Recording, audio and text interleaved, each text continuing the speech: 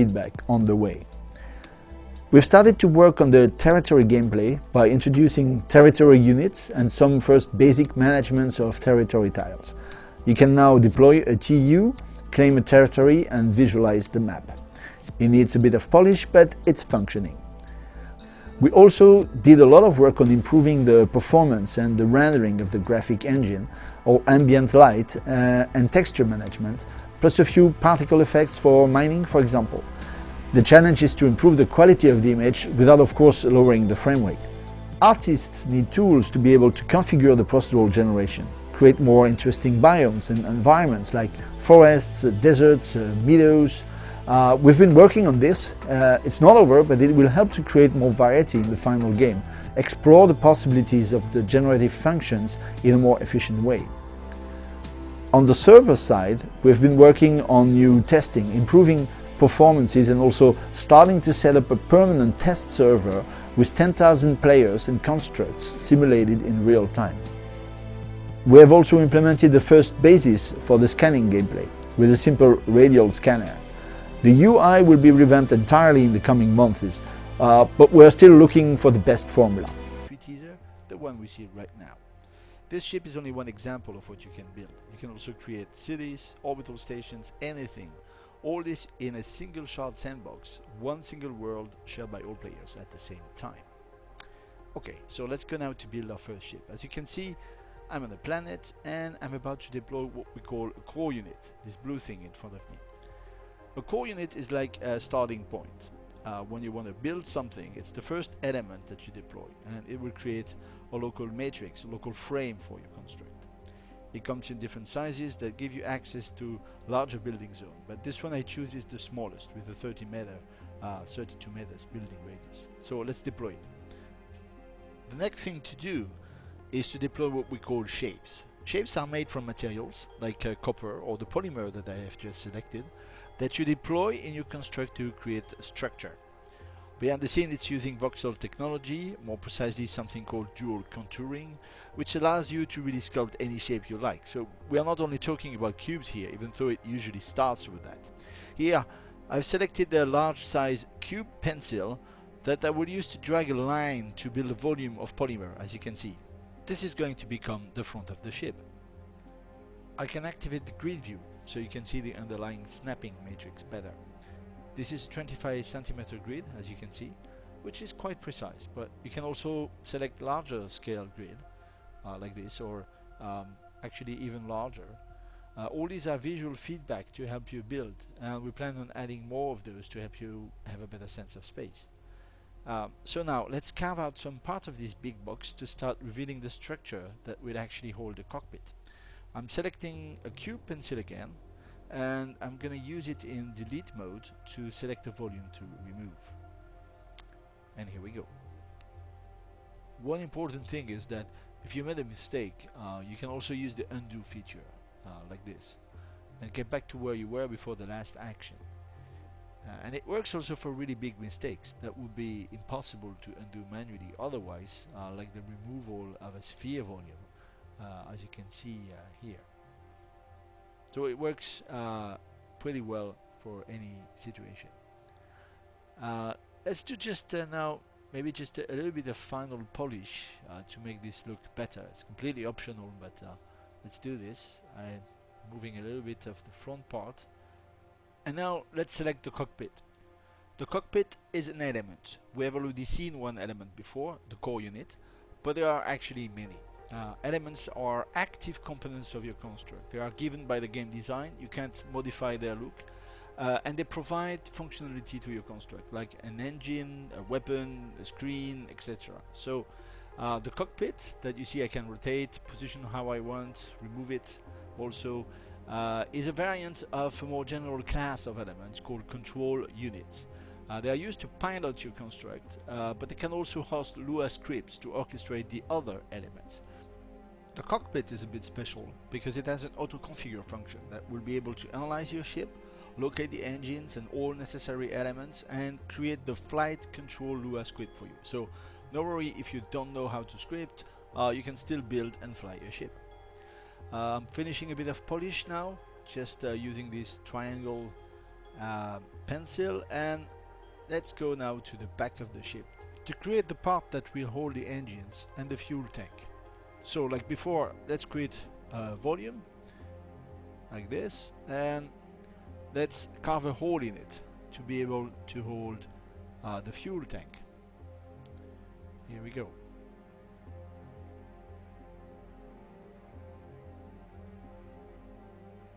Let's cut it completely so we can see better.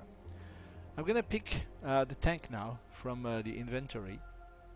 Now please remember that this is pre-alpha footage. The UI is a placeholder and far from the final rendering.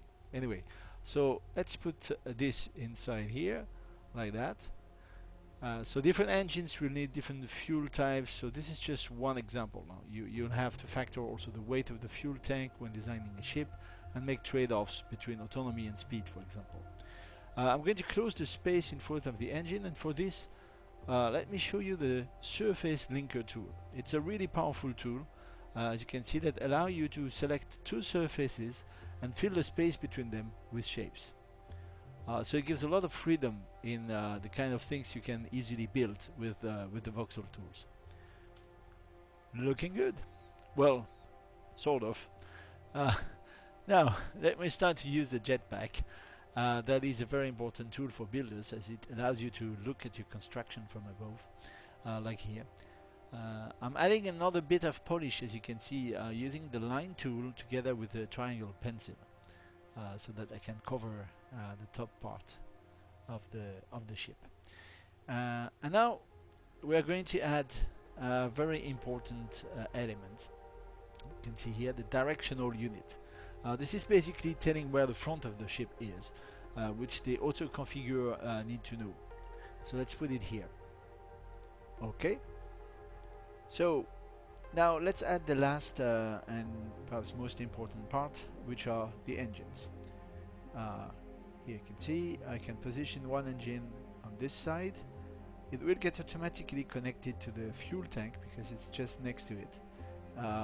We hope in the future to have some connector units, so you could actually position the tank anywhere you want and connect it to the engine. But so far so good. Here we go. So we have the two engines connected to the fuel tank, and let me just add a last part, which is these wings. They are called decorative elements. They don't serve any purpose. They're just here to make the whole ship look good. You could do them with voxels as well, but let's say, I mean, you have a choice. You have some pretty fine decorative elements like that for your ship. Okay, looks good. Maybe a last final touch is that I'm going to close this opening here, sort of to protect the core unit from external attacks. And here we are. I'm going to add a last touch that is pretty cool. I like it very much, which is the fact that you can select a given color, like this red color here, and you are able to actually paint using the paint tool to paint the surface of your voxels with that color. For example, here we are going to do some stripes, so we use again this line tool to define the volume, and everything inside that volume is going to be painted in red. So I'm going to do two stripes like that. It's pretty easy, and it immediately render. I mean, there's a little bit of black color here due to the lighting, but there are actually two red stripes here. Last thing I want to do is to add adjusters. So adjusters are those tiny elements which actually are engines, but they don't require any power or any energy to be functional. They don't have a lot of thrust power, but they are essential in getting your ship to be maneuverable, because they are going to be used by the scripting and by the auto configure actually to create the forces to steer your ship in any direction, to make it turn basically. So because everything is physically based, you have to put these kind of things so that your ship actually can physically do the kind of thing you expect it to do, like turning, going up and down and so on. And that's it. I think we're pretty done now. We have a cockpit, engines, a directional unit, adjusters. Let me just remove the grid. and we're good. I'm going to use the jetpack again to have a final look around. It's a pretty nice ship. And now the last thing I have to do is simply to step inside the cockpit and activate it. Up on our way to the stars. Thanks a lot for watching. I hope you liked it. Keep it As well as a first iteration of an icy biome that will be used to generate polar caps. We started to play with the first version of the day-night cycle, mostly to work on the global illumination during the night, so that you can see a little bit in the dark. The smoother tool is now in place and will allow to sculpt the voxels with even more possibilities. We have also extended the undo feature to be able to work with the smoother. We worked on the functioning range of the jetpack with a special mode within a building zone of a construct to allow the player to move around easily and access all parts of the construct while in build mode. On the physics side, we now have engines with actual forces that are applied where the engine is. So you need to position your engines in a logical way if you want to push your craft in a given direction.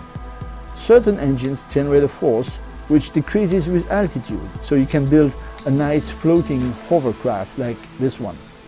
We have also further worked on the actual in-game rendering of the nanoformer. This is still work in progress, but as you can see, we intend to have part of the UI integrated directly into the nanoformer. Finally, we have also set up our first live test server with hundreds of most of the ship elements you have seen in the previous videos to give a darker and more sci-fi look. We are going to start working now to produce the final designs instead of placeholders.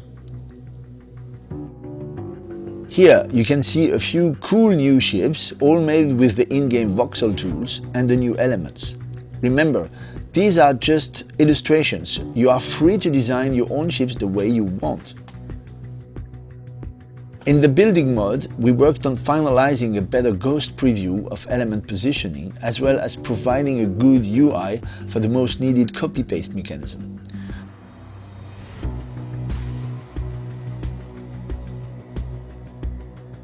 You can see it in action here, where you can simply rotate the copied shape and paste it the way you like. This is a great way to create templates that you can reuse in your design, or to speed up the creation of large and complex structures, including the ability to use symmetry to avoid doing things twice.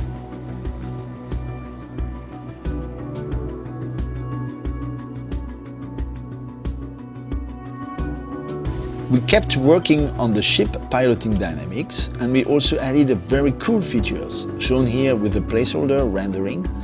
Each element plugged in your ship control unit will be able to display itself as a widget in the top left corner. You can see here the fuel container widget, informing you about the time left before running out of fuel. In the final game, you'll be able to customize the behavior of these widgets in Lua. The rendering of the widgets themselves is written in HTML and CSS, so the more tech-savvy among you will even be able to reskin them the way they like by editing the corresponding files. A new automatic baking technique for textures has been developed to get a better rendering of the planets at a distance, as you can see here. We are going to keep improving this rendering in the future for mid-distance viewing. We also worked on the first version of the game installer, loading screen, and in-game tooltips. Most of these are too early to show, but they are of course vital for the alpha, so we will improve them in the coming weeks. Activating a cockpit control unit, the cockpit now has a widget which displays basic flight information like engine thrust and acceleration, together with the centralized throttle control to adjust the engine power. More improvement on the physics side with atmospheric and spatial engines that work in their respective domain, and proper handling of the atmosphere resistance. Here we have just reached the escape velocity, and you can see that when in space and when the ship engines are shut down, it starts to orbit the planet.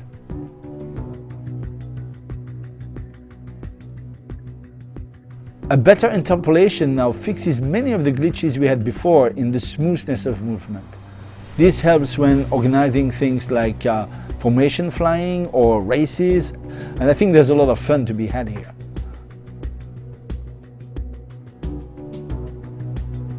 We also introduced several interactive elements that you can combine to create simple contraptions based on signal propagation, like laser-based detectors, switches and gates, detection zones, force fields, etc. We will keep adding more of these components that will allow you to create simple interactive constructs without the need of Lua scripting. Using some of the interactive components here, we have created a trapdoor laser puzzle, but I'm sure you guys will be a lot more creative with the possibilities.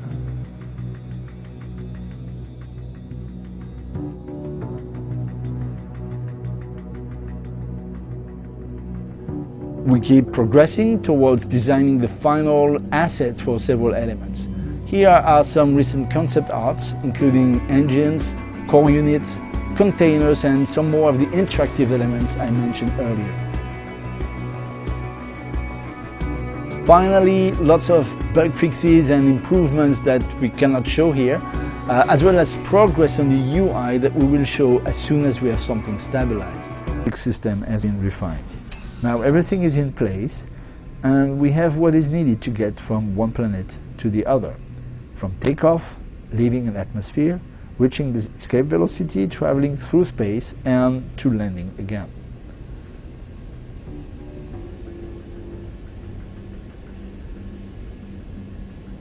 We have fast-forwarded and edited here, but I assure you the flight itself was one long continuous voyage from one planet to the other.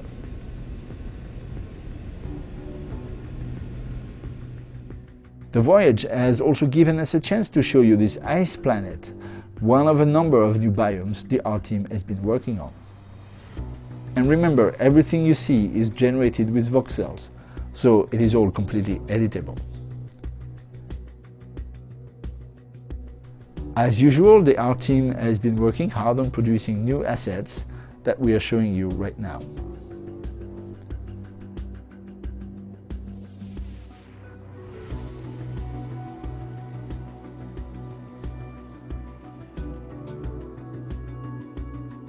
Let me show you some of the basics of crafting that we've implemented this month.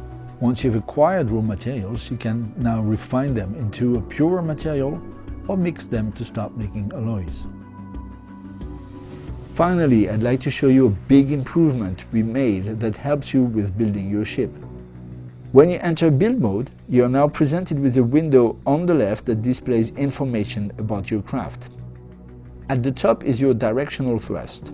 So if I move and rotate this engine, you can see it updates real time how this engine will influence my craft's maneuverability in any given direction. Below, there is a notification window that analyzes the craft and gives warnings to any obvious problems you'd experience if you're trying to fly it in its current state. When it says ready, you can fly it. Finally, at the bottom is a table displaying some useful performance data like your mass, your aerodynamic profile, fuel consumption, autonomy, time to reach 100 km per hour, etc. Again, this is shown in real time, so they are shown together with an indication on how it varies when you want to deploy a particular new element, so that you can precisely see the effect it will have on any of those parameters and balance and optimize your constructs accordingly. We kept working on the interplanetary flight gameplay. Here I'm going to show you how we get from the moon back to Elliot. As we take off, we will gain some speed quickly because there is no atmosphere to slow us down. Once you reach a fast enough velocity, some visual stardust effects will now help you to assess the moving direction, and the trajectory monitor will appear as orange circles to help you predict the movement of your ship. It's actually not at all easy to drive in 0G, as I'm sure you're aware, and we have developed retro engines that can be used to generate artificial friction, which helps to align the ship movement with the ship front direction. Let's skip a bit ahead, but don't worry, we will release a full uncut sequence in a separate video soon. Now we are at the point where we enter Alioth's atmosphere. At this speed, the air friction is intense and we have added some new cool special effects to show the heating, as you can see.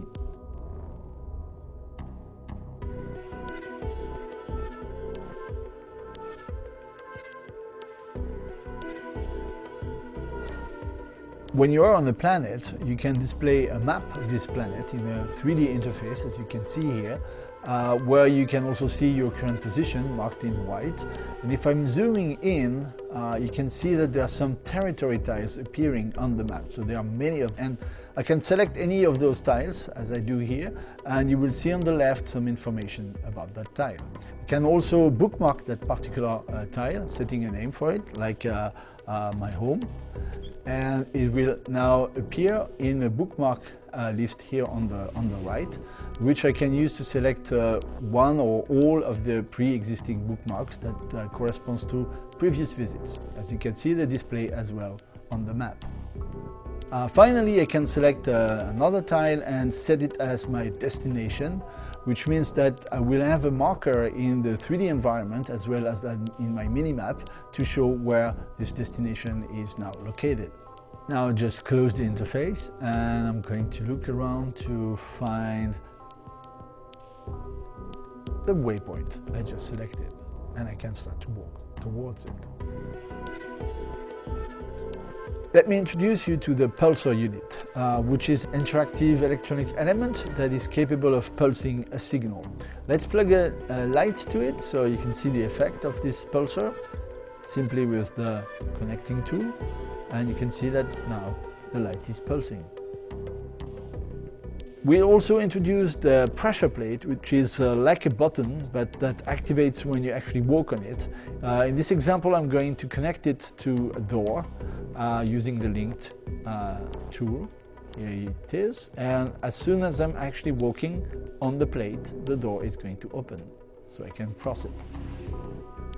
Opening doors and switching lights is just the beginning. We have developed many more components, logic gates, switches, and all sorts of interactive elements that we are going to demonstrate in a dedicated video soon. To conclude, as usual, our art team has been busy working on new assets and concept art. You can see some of them here.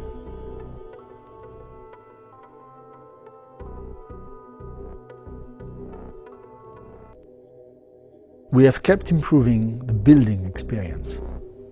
Besides the cube, sphere and wedge, we've added some new 3D brush shapes to help you build amazing structures. You can now deploy a cylinder, which can of course be stretched, or a pyramid-shaped corner, which can be oriented in any way you want. One particular challenge we found out through our testing comes from the difficulty of placing voxels in thin air or along a given axis. So when you perform a copy operation or any kind of voxel deploying operation, we have developed a way to lock it onto a 2D plane and then use the mouse to control the remaining axis. You can see it here in action as I'm building a corridor by copy-pasting a basic section of it.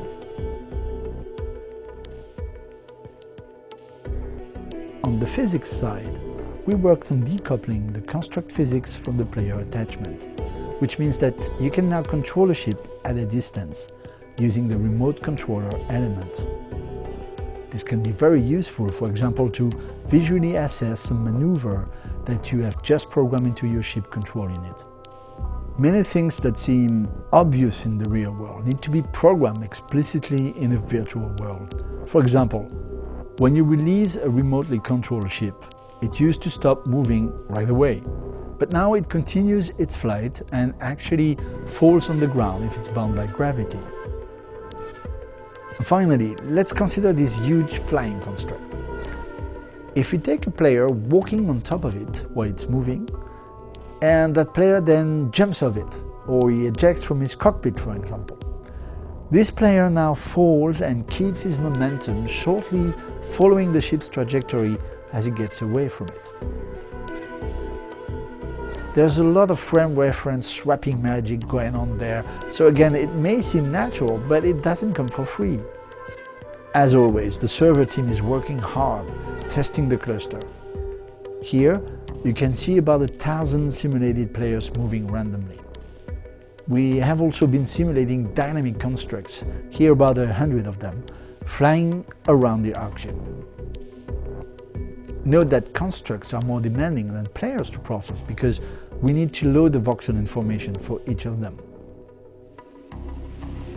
Like every month, our arts team has been busy fleshing out new elements and concept arts. Among them, some new decorative elements to bring you more variety when building your particular ship or outpost interior.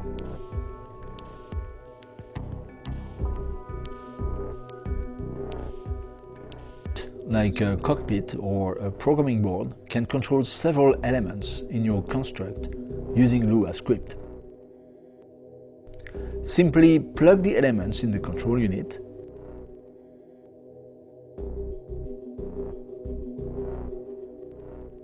and activate the script editor window.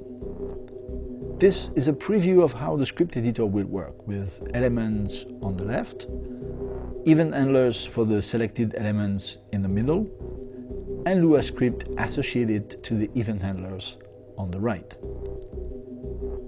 Each element type exhibits a set of events that can be caught and functions that can be invoked. This is true of buttons, doors, lasers, weapons, etc. In this example, we connected a button and a door and scripted the interaction between them.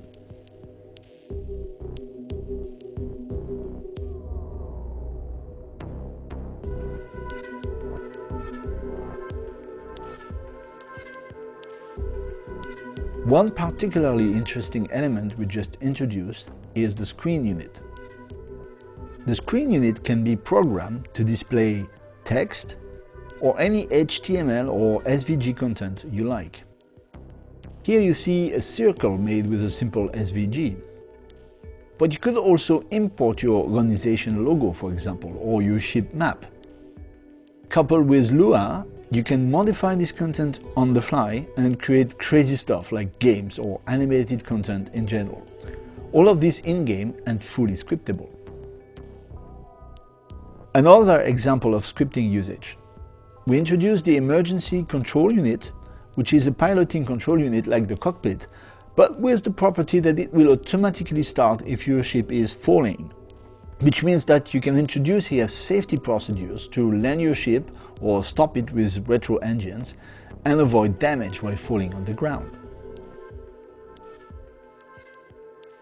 Talking about damage, we also introduced a simplified damage model which impacts elements only. Voxel damage will come after the alpha.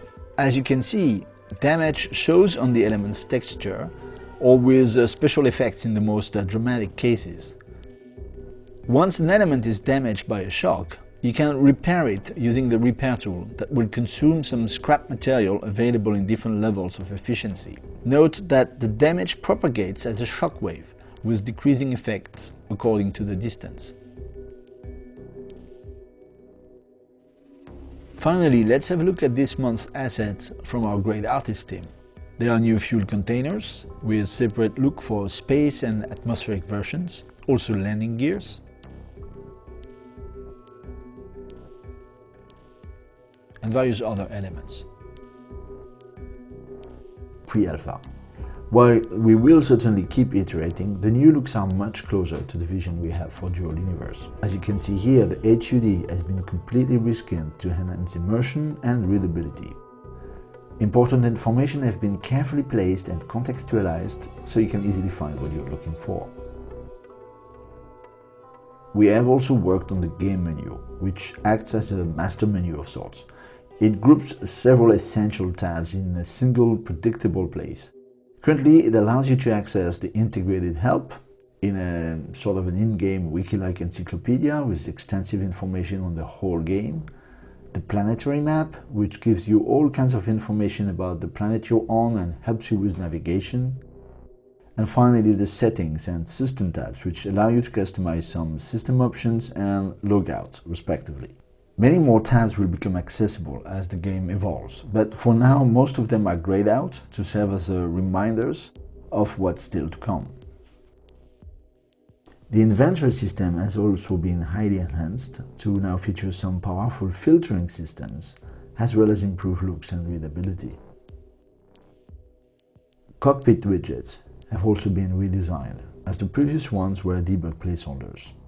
Readability and simplicity are key here, and remember that displayed widgets can be customized at will by selecting what will show or not. The build helper is another UI element which has been completely redesigned. It gives you real-time information on the construct you're building, its weight, its dynamics, its ability to fly. It's pretty heavy loaded with information, so ergonomy is key here to keep things understandable. Speaking of building, we have added a few elements and features to enhance the shipbuilding experience. Let's go through them. We have improved voxel operation feedback. There are now 3 operation pre-visualization states.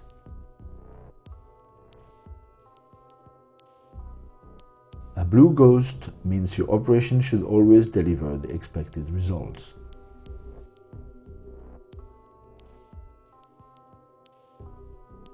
A yellow ghost tells you that the operation, while allowed, is likely to have some unexpected voxel errors or smoothing artifacts error due to the limits in resolution. A red ghost simply prohibits you from executing an impossible operation. It could be because you lack enough material, because you're building outside the construct's limit, or any other kind of gameplay related limitation. We have also added some very useful new elements to customize your constructs. Headlights are a special kind of light unit which emit a powerful directed spotlight. They are very useful for nighttime piloting. Landing gears are resistant elements that can be deployed for you to safely land your ship. They come in various sizes. Note that their behavior is easily scriptable to allow for automatic activation when you approach the ground, or activation of several gears at the click of one single button. Finally, we've added some new material textures for building. We believe these have a better, more sci-fi feel than the ones we had put to this point.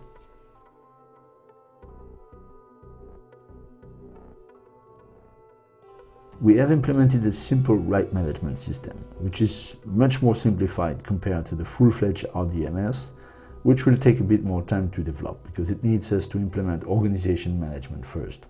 So during pre-alpha, you'll be able to simply right-click any element and type in the name of players who should be allowed to interact with it. You can also type in all to allow anybody to interact. It's very simple.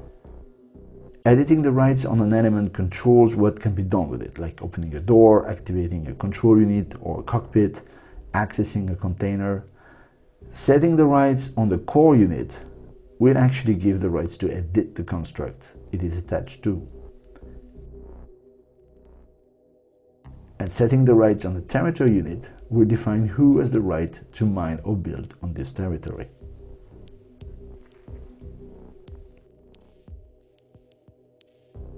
Using some of the basic Lua functions we have already implemented, it is quite easy to have one of your constructs automatically follow you.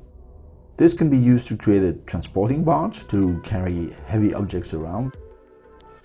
It's a good example of how far you will be able to stretch your creativity in terms of ship look. Here's yet another example of a completely bizarre ship that you can get to fly and challenge the law of aerodynamics. Finally, let's have a look at our artist's production this month with several new elements and concepts.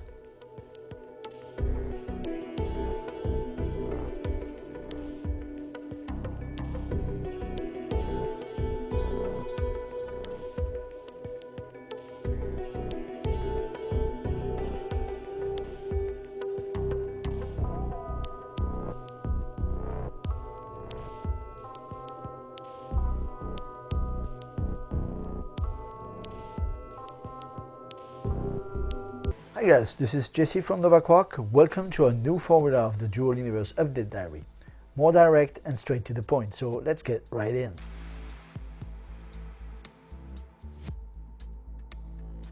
The big news this month, of course, is the launch of the pre-alpha. With about 2,500 backers at gold and above level, getting their first access to Dual Universe.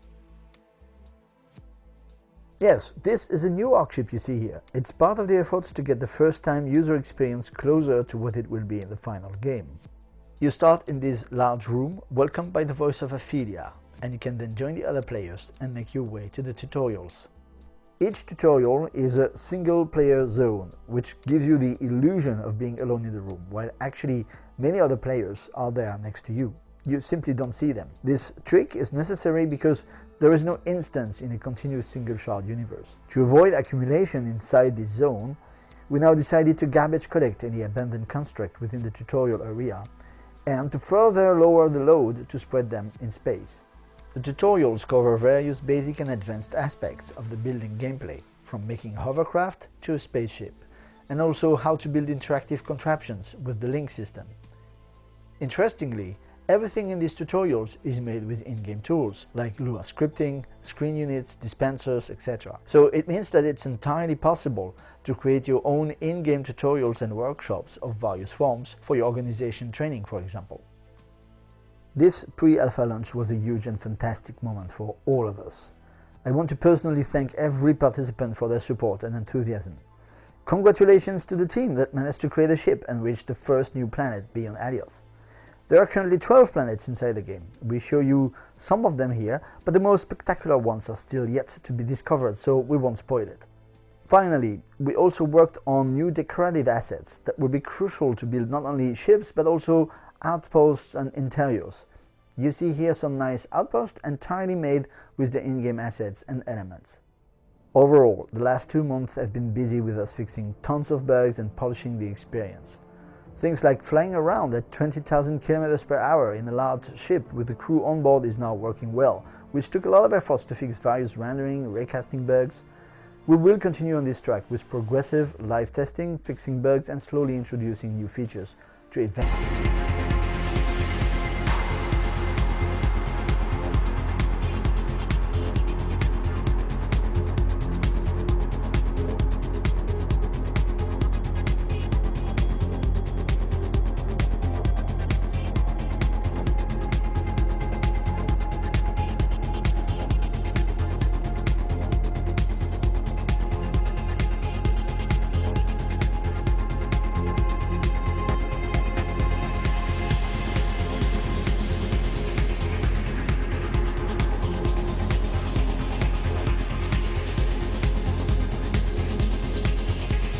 Jesse from Novaquark, welcome to this new Dual Universe pre-alpha gameplay tutorial.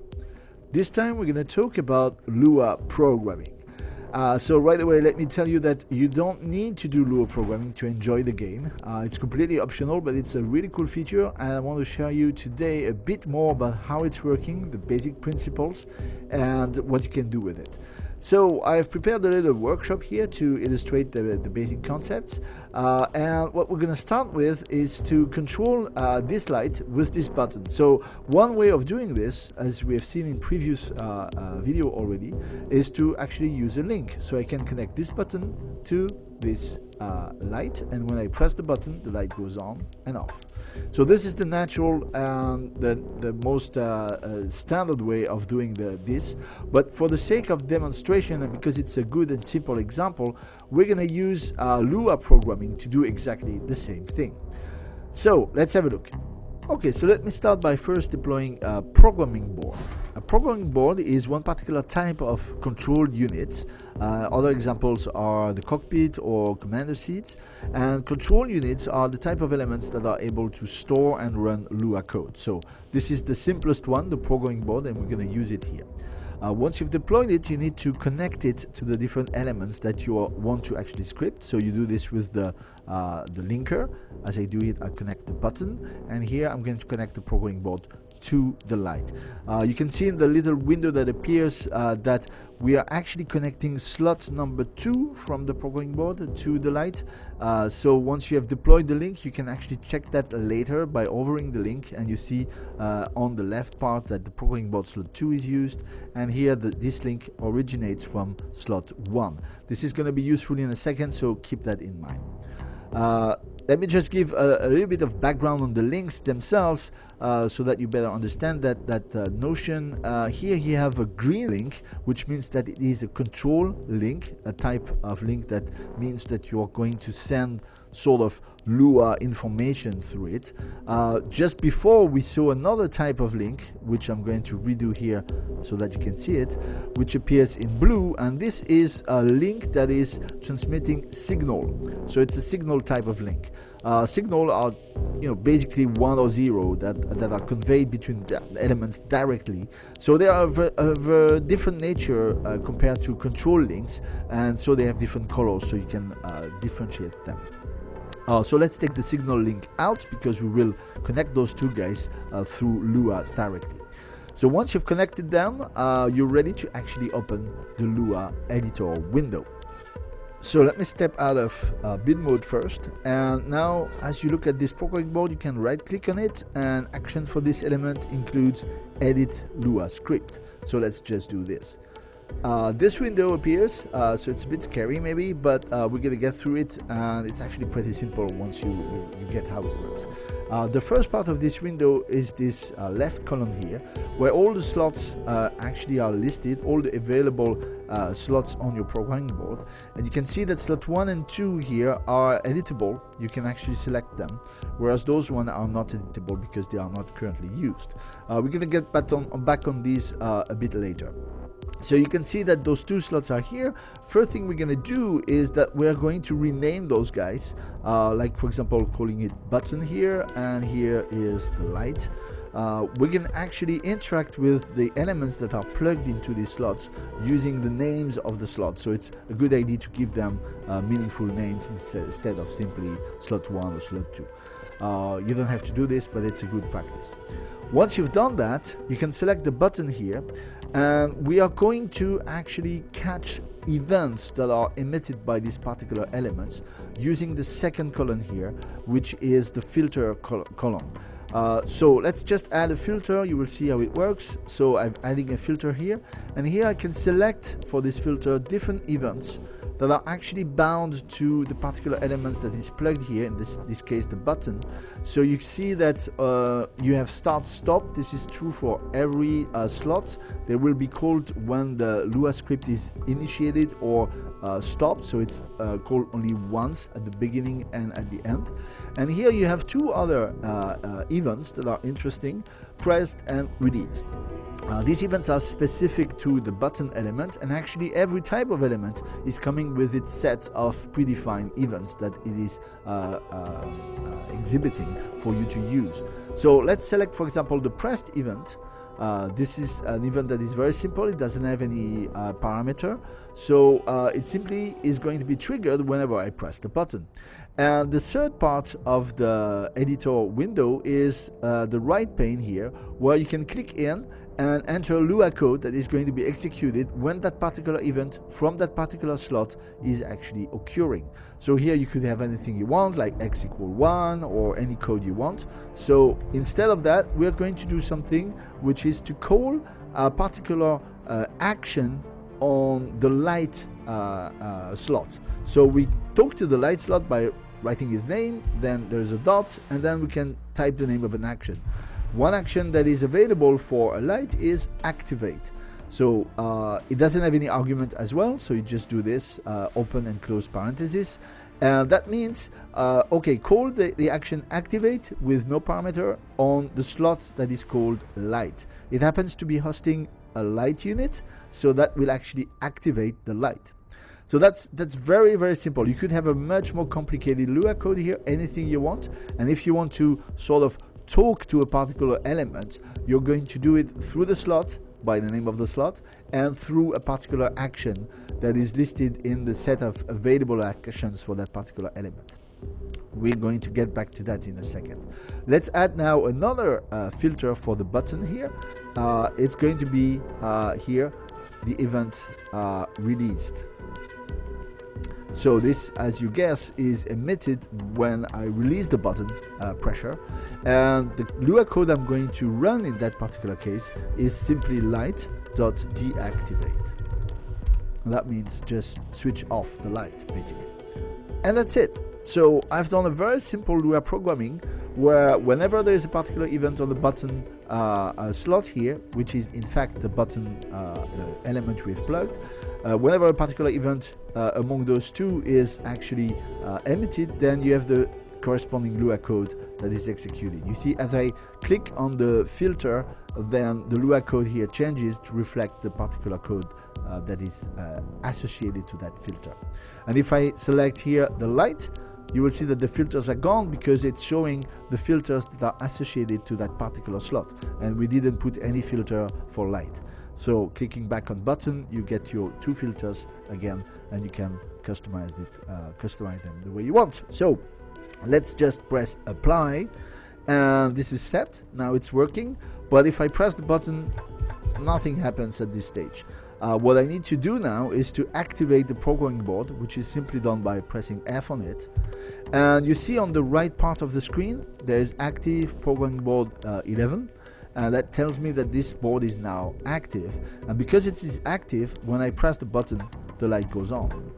So we have actually implemented this very simple connection between the events emitted by this button and the actions that this light is capable of running. So let me switch the programming board off by pressing F again. So you see that the marker on the right is gone. And now, of course, if I press the button, nothing happens anymore. So that's the very, very basics that you need to understand about scripting Lua. So you can actually script almost any kind of elements in that way. And to help you figure out what is available for every particular type of element, you can press F1 and go into the scripting Lua section here, where you have an introduction, a bit of description about the core concept that we are actually talking about right now. And here you have, more importantly, the element API section here, which is listing for every particular type of element what is available in terms of scripting. So for example, if we go to the manual button that we just used, it's going to tell you that there is a pressed event, a released event, or any type of event that would actually be available for that particular element will be listed here. If we go to the light unit we just used as well, you have the list of all the actions that you can use with this element. So we used activate, deactivate, but there's also toggle. Get state is actually returning a value, so you can use the return of this function to use in your Lua script and do whatever you want with the current state of the light. So this is one example. You have many others. We will spend a bit of time later on the screen unit. But there's also, for example, telemeter that gives you the distance, door unit that you can activate, deactivate as well, and all sorts of things. So you can spend a bit of time looking into this to see what is the type of functions that are available at the moment in Lua scripting for every single type of element that we have available in the game at the moment. So I'm going to press F1 again here, get back into the game, and let's now look at something a little bit more interesting than just connecting a button to a light, see what we can do with Lua scripting. So as you probably noticed, there's a screen unit over there, which can display, as you know, any type of text or HTML content. And well, the normal standard way of changing the content is to right click on the screen and go into this menu, so you can actually set the text or the HTML content or even the SVG content. So that will set a static content, but actually, as you can guess, you can also script this screen with Lua, and this is really cool because it means that you're able to create some dynamic content that will evolve as your Lua code is running. So let's have a look at how to do this. Let's get back into build mode, and we're going to link the programming board to the screen. It's going to get into slot number 3, and now that it is linked, let's go inside the Lua editor. As you can see here, we have a slot number 3 made available. We're going to rename this into screen. Here it is. And what we want to do in this little example is to set the content of the screen when we start the programming board and to something, and then set the content of the screen to something else when we stop the programming board. So to do this, we will catch actually the start and stop events. Let me introduce you to one of those mysterious slots over there. The first one is unit.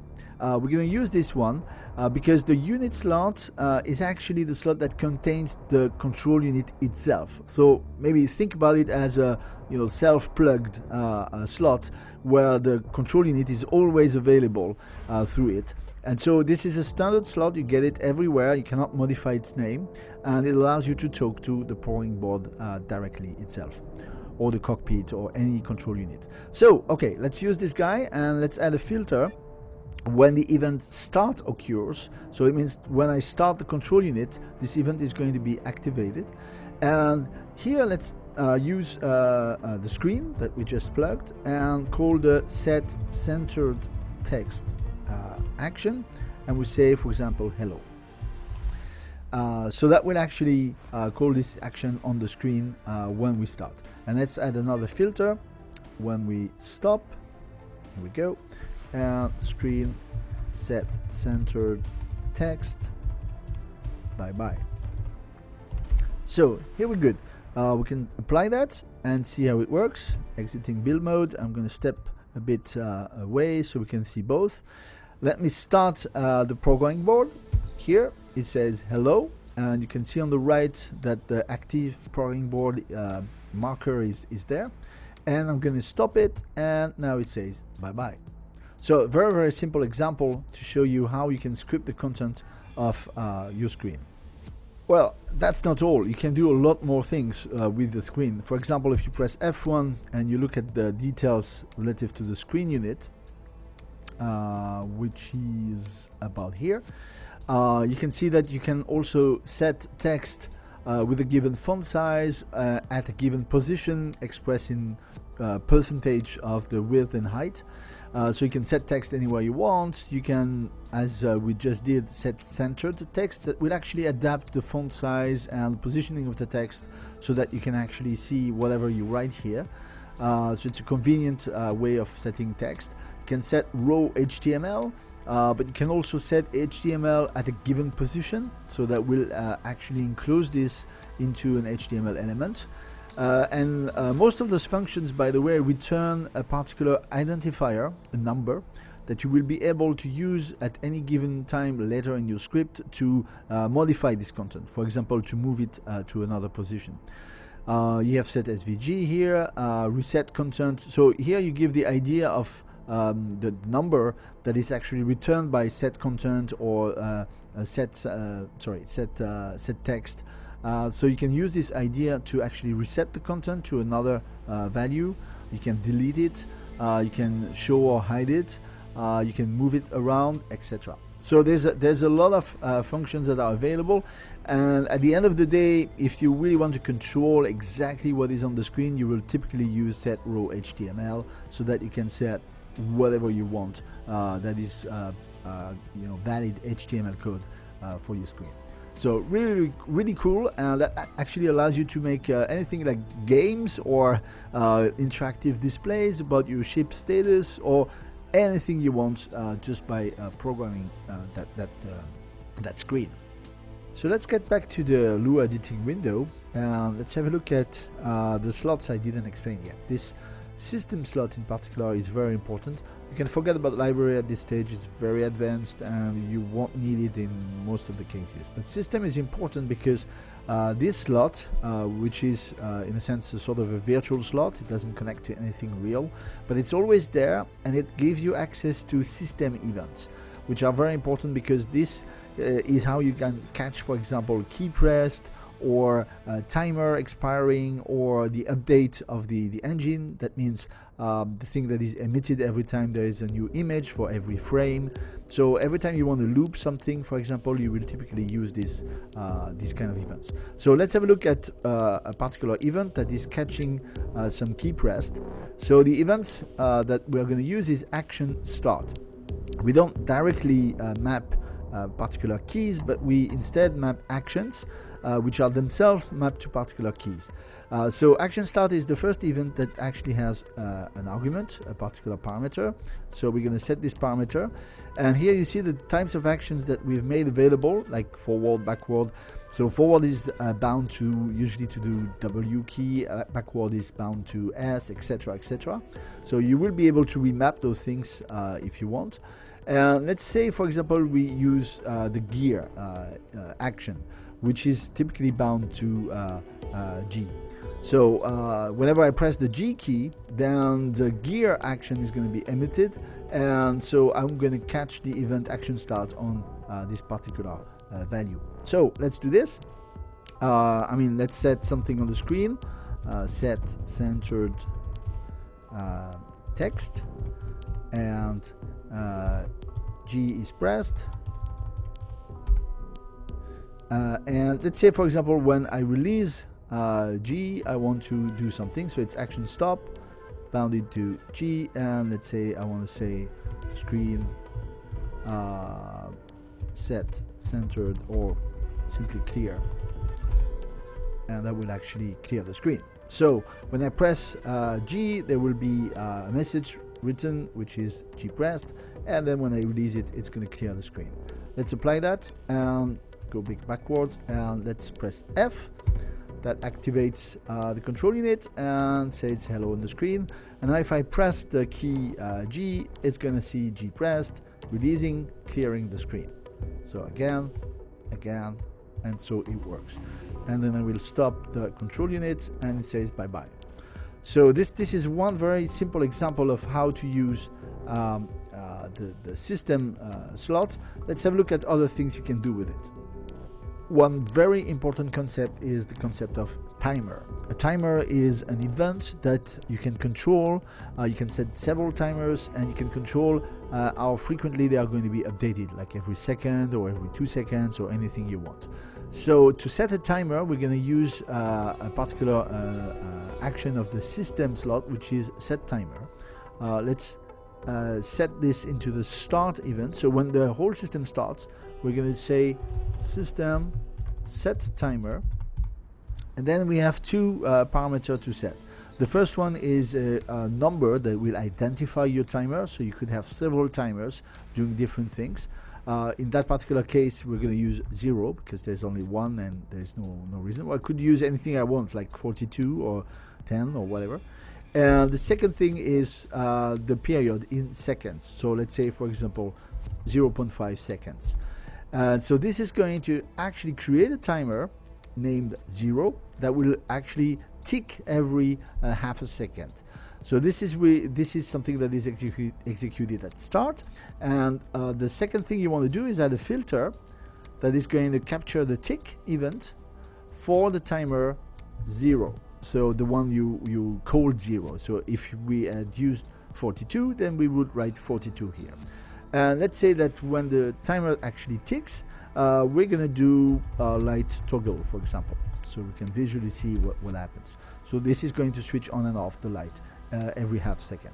So let's apply that, and let's activate the control unit, and you can see on the left the light is blinking.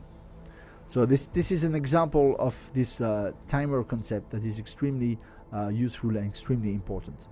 It is important because the way you're going to use Lua is based on events. So if you don't want to put an infinite loop, for example, in your Lua code, because then there will be no time left for the rest of the game to actually run. If you do that, you will have an error that will tell you that you're using too much CPU. So the proper way of doing anything that has to be done on a regular basis is to actually do it with a timer. Or in a more extreme case, you could also add a filter to catch the event update, which is actually called at every frame. So be careful what you put here, because it's going to be executed between 30 and 60 times per second. So that's a lot. So that's the usual way of doing things, is that you want to put a timer and catch it with a reasonable frequency that corresponds to the problem you're trying to solve. So now let's have a look at another cool feature that is available with a programming board. A programming board, just like any control unit, can be activated with signals. So let's say we're going to use here presence detector, so detection zone. So you know this particular element is triggering a signal whenever you're entering the volume that is visible here with this little effect.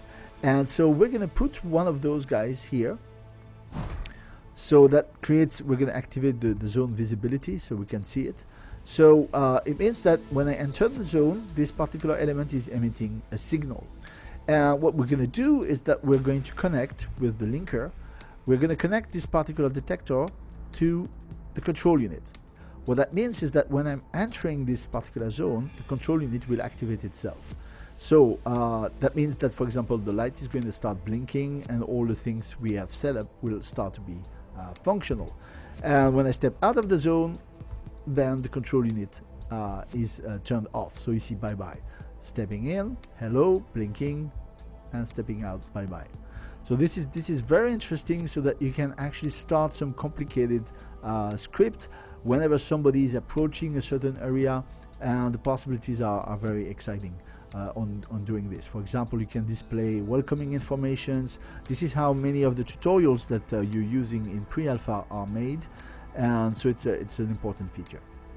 Well, to conclude, let me tell you about a very cool feature that we have implemented to actually allow you to share your particular Lua programming between each other. So it's very simple. You just right click on the particular control unit where you have put your Lua code, and you can do copy Lua configuration to clipboard.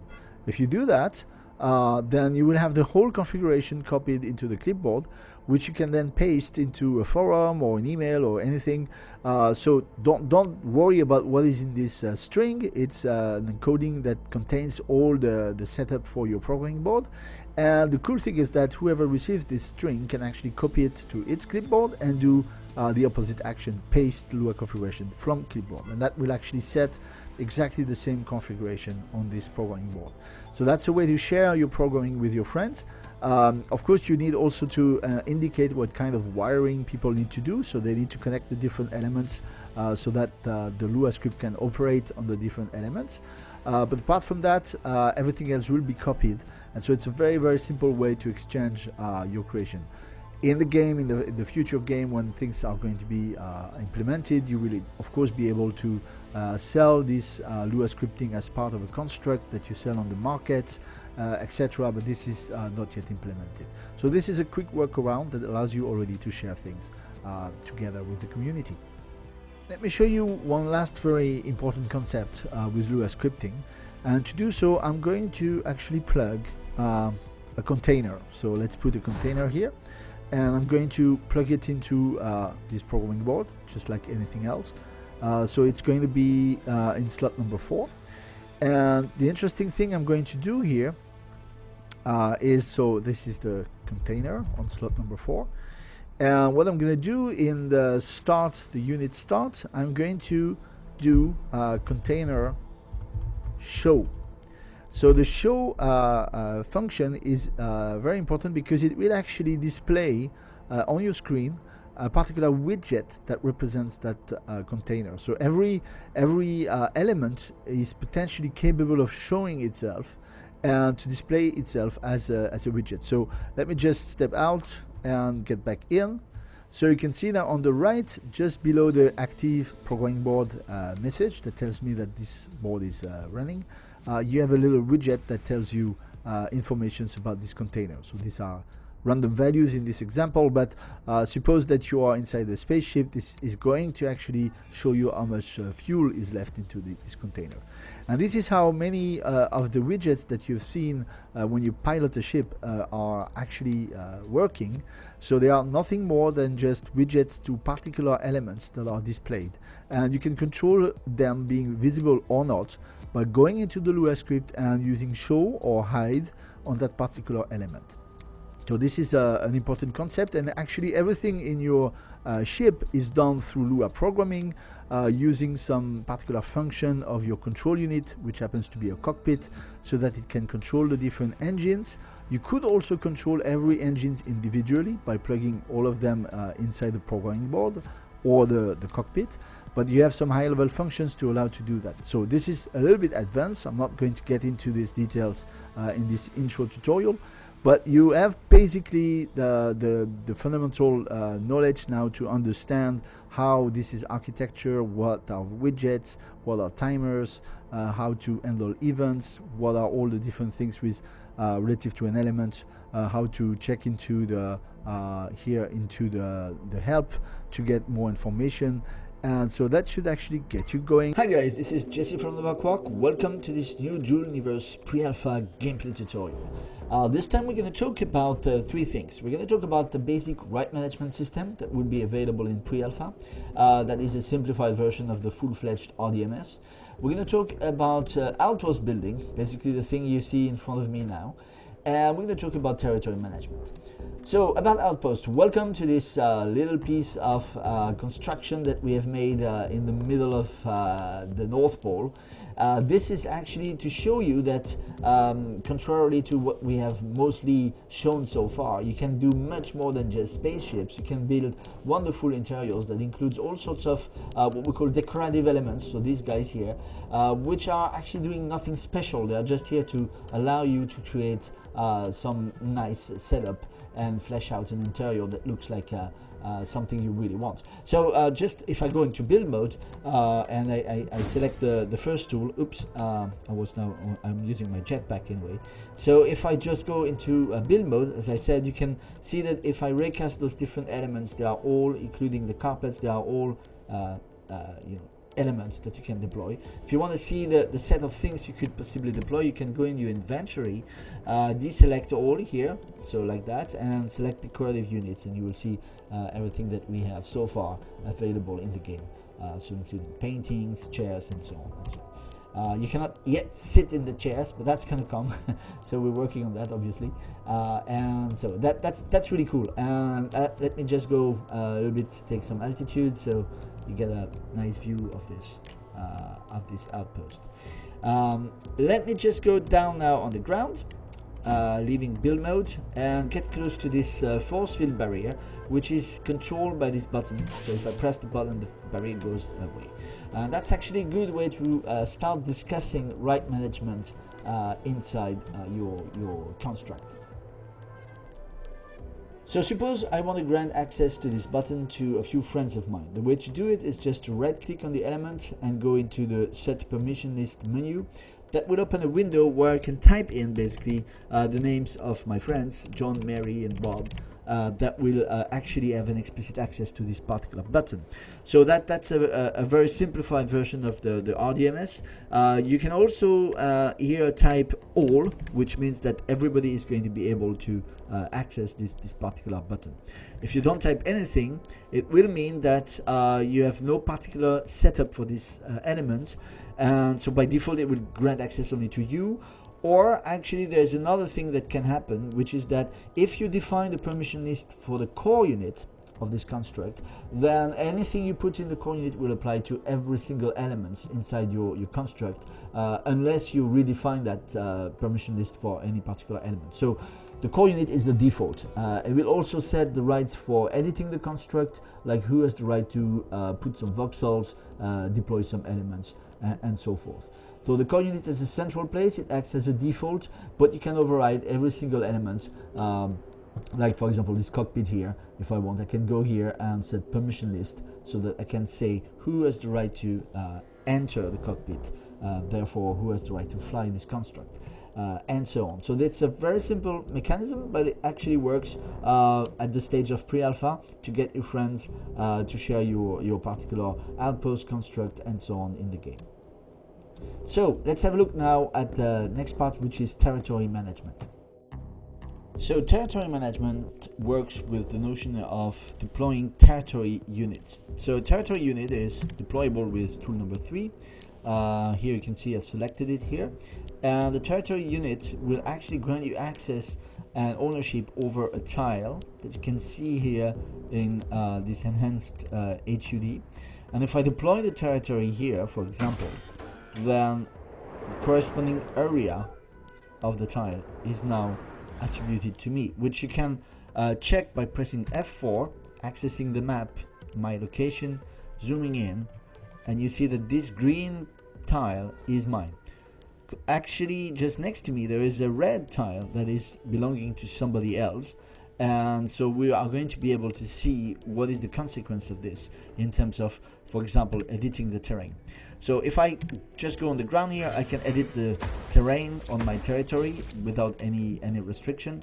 But if I activate now enhanced view, pressing V, I will actually be able to see the different boundaries of the territories. So this is triggered by pressing V, and when I cross the border, as you can see here, going to the next territory, which is not mine, you see the territory unit over there. Then if I want to dig in the ground, it's not possible anymore. So the fact that somebody has claimed this territory allows this person to be able to dictate who has the right to dig. And actually, if I wanted to deploy a particular core unit, I will also be forbidden to do so because of the territory control that is given by the territory unit over there. So now if I go to my territory unit, back here, no restrictions apply. And also if I interact with the territory unit itself, I can right click, and as with other elements like the core unit or the buttons that we saw before, I can set a permission list that will grant access to certain particular players, Bob, Mary and so on, or all players if I want to grant access to everyone, or just myself, to dictate who has the right to edit the terrain, that is basically mining, and who has the right to build stuff in this particular tile. So this is very useful. And so if you want to actually secure a particular land for yourself, I would recommend to deploy a territory unit, which is going to be a very expensive unit in the final game. So we don't want people to immediately colonize the whole planet and put territory tiles everywhere. So it's going to be a strategic resource that will require thinking over where you deploy them and why you deploy them. But in the pre-alpha, it's going to be pretty easy if you want to try this feature and help us to debug it and see how it works. The other thing I wanted to show you is I started to use it just a moment before, is the enhanced HUD, which you trigger with pressure on V. I'm going to go in God mode now. Flying above this outpost. The interesting thing with the enhanced HUD mode is that you see the territory tile, so that could be very useful to help you figure out where you are in terms of territory positioning. And you can also see these waypoints over there, which are actually other planets inside the system. So you see the distance in stellar units, which are a particular unit we use in the game. And you see that those planets are here, there are another planet here, there's another here, another here, another. So that's actually a way for you to set destinations in your exploration of the solar system, so that you can actually discover new planets.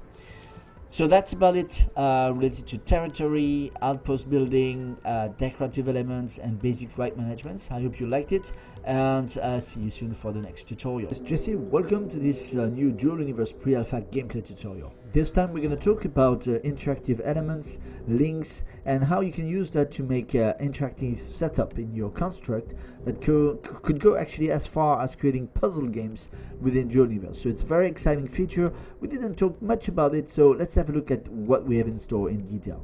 I'm going to enter build mode into this setup demo construct, and let's start with the basics, deploying a door just here.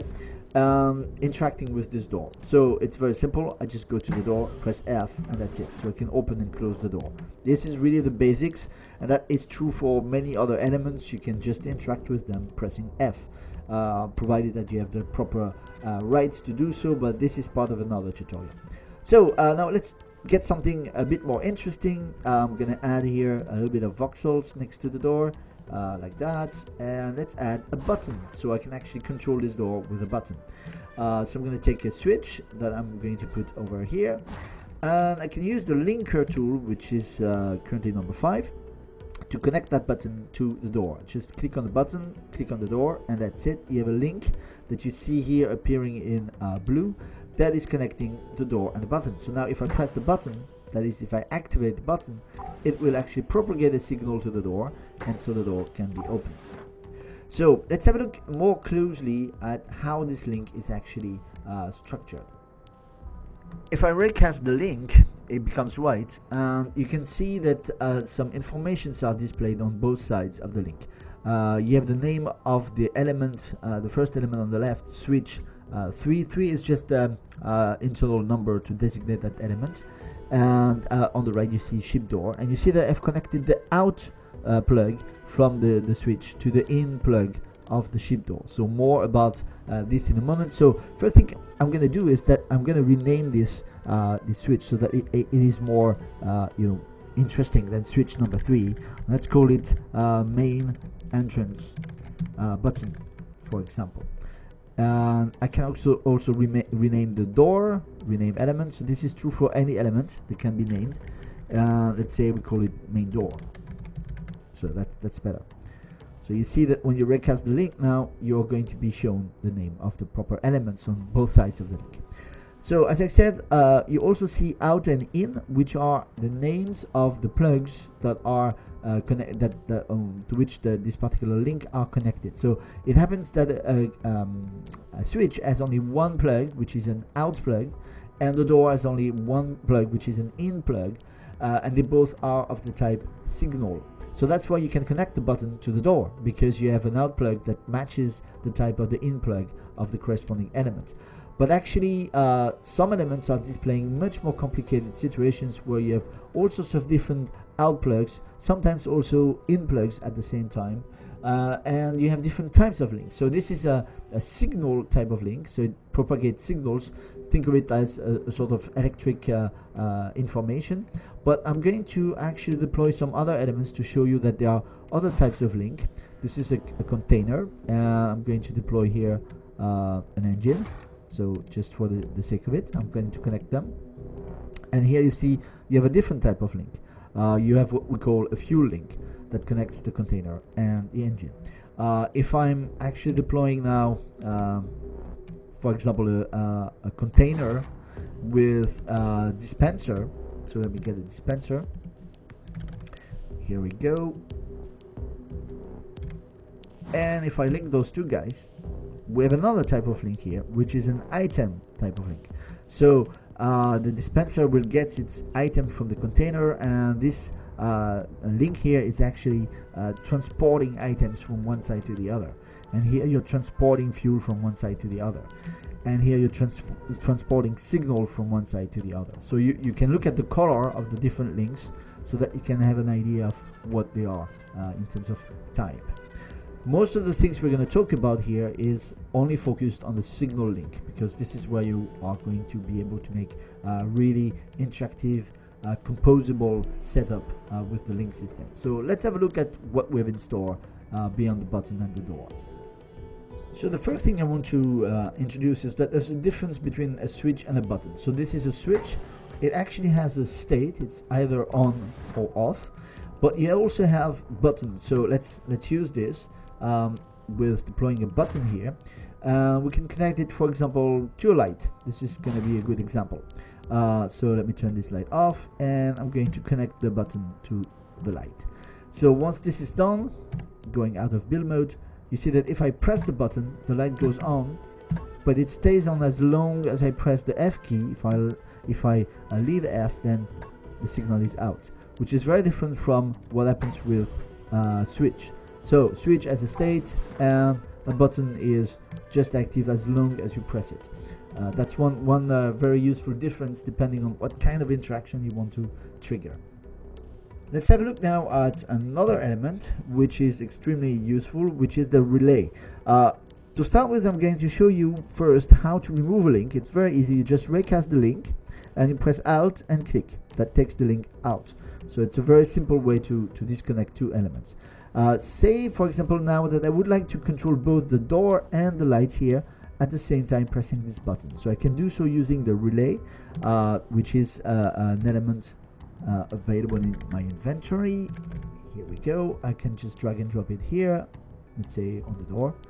And now I will put the relay here and rewire this, taking the link out, rewiring the button to the relay and the relay to the door and the relay to the light as well. So if I press now the button, both things are activated at the same time. So it's interesting to notice that the links are also oriented. You can see these arrows here propagating.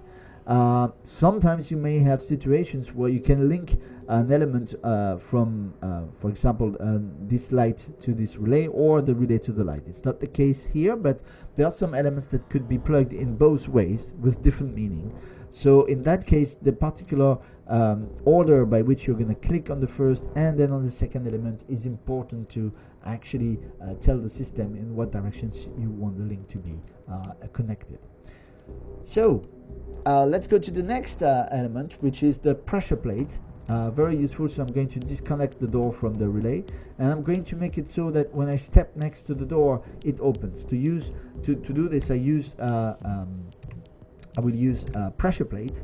So I just select pressure plate here, and here we go. I can deploy it just in front of the door, connected to the door, and voila, when I step on the pressure plate, the doors open. So this is a very simple mechanism as well, an alternative to the button. It depends on the situation, what you want to do. And of course you could use the pressure plate with any other thing, like the light or any particular setup you want to create. It works for anything. It's just a button basically that you trigger by walking on it. Let's have a look at the next element I want to show you, which is really cool. It's called a force field. So let me just pick a force field. I'm going to go in my inventory. It comes in with different sizes. Let's say, for example, I'm going to try this 2 meters force field, and I'm going to rotate it and position it, let's say, over here. So that's it, it's positioned, and when I activate it, it creates a force field that will hit the first voxel that it finds on its way. There's a maximum length after which it will stop. So, but it will actually adapt to the shape of your environment, and as the name implies, it's a force field, so I cannot go through it. Very useful to create simple kind of doors. But also this force field can be used horizontally. So let's say, for example, I'm going to deploy one here. Let's say I'm going to take a larger one for the sake of it. So here, and I'm going to deploy the force field, activate it, going out of build mode, and now I can just simply walk on it. So this is effectively a bridge that you can control with signals. So you could have a button, you could have a pressure plate, you could have all sorts of things that will actually make it work as a way to connect different parts of your construct. So here we go. The other thing that is very nice to couple together with this kind of elements is a presence detector. So here again, let's have a look. You have a lot of those in the inventory. They come in different sizes in terms of area. So let's say, for example, I take a 4 meter detection zone. I will put it here, and I'm going to. So you have a visual feedback that tells you where the zone is actually active, where it spans. So I'm going to deploy it here. Let's say if I activate it, I make it actually visible, so I can see the zone by pressing F, or I can hide it if I want. And let's connect it to, I don't know, let's say some lights. Oh, this light is better. And I'm going to connect the detector to the light here. And now if I actually step inside the zone, the light is on. If I step out, the light is out. So it's extremely interesting because it allows you to actually trigger some events when somebody's getting near something in your construct. By actually setting the zone to invisible, pressing F, you can actually make it like a trap detector. I mean, a trap trigger that will do something whenever somebody is getting in certain areas. So very interesting to create interactive setup. Could actually be coupled to a door, by the way, so that when you get close to the door, it opens it, and so on and so forth. You can do anything you want combining these things together. So let me show you another interactive element which is really cool. It's the laser detector. So to do a laser detector, you need a laser emitter. So let me just drag and drop this guy here and the detector here. And you will put the laser emitter on, for example, on one side like here, activate it, so the laser goes on the other side. And you will put a detector just in front on the other side. So now if I connect the light to this detector using the link tool, then whenever actually I cross the laser, the light goes off. So this is very interesting to make detectors, traps again, and all sorts of interactive setup with a laser that can be connected to anything. This is just a light, but it could be anything that accepts signal in. But suppose now that you would like to actually do something different, that is, it's not when I cross the laser that the light goes off, but the opposite. So basically, when I cross, the light goes actually on and it's off by default. What you want to do is to invert the signal. So that can be done with operators. In particular, so I'm going to get in with the deploy element tool. There is a not operator, which is basically inverting the signal. So when there is no signal, it creates a signal, and when there's a signal, it does nothing. So if we rewire now the links here, so that the detector goes into the not operator and the not to the light, then we have the expected behavior that the light is off when I'm not into the laser, and when it goes into the laser, it becomes on. So this not operator is actually one among several other operators that you can use to do basically logic, Boolean logics on the signal themselves. So let's have a look at what other operators are available. There are actually two main operators that we've implemented so far, so let's have a look at them. The first is the AND operator, which I'm going to deploy here.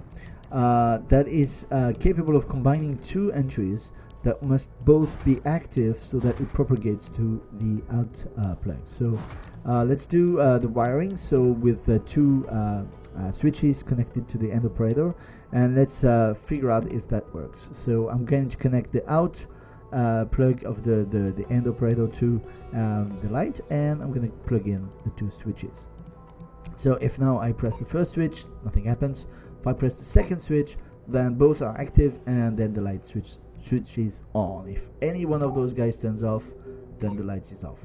So this is basically what is an AND operator. Interestingly, this is the first operator that actually has several plugs in entry versus just one.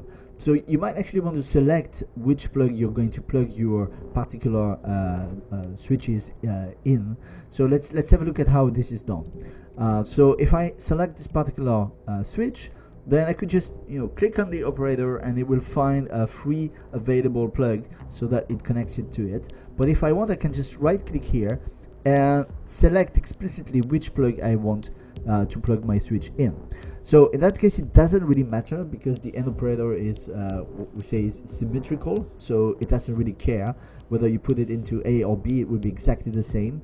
But there are some cases where we're going to see later, where you might actually want to effectively select which in or which out plug you are going to use when you do your wiring. So this is something we will get back to in a moment. The other operator I want to show you is the OR operator. So let's have a look.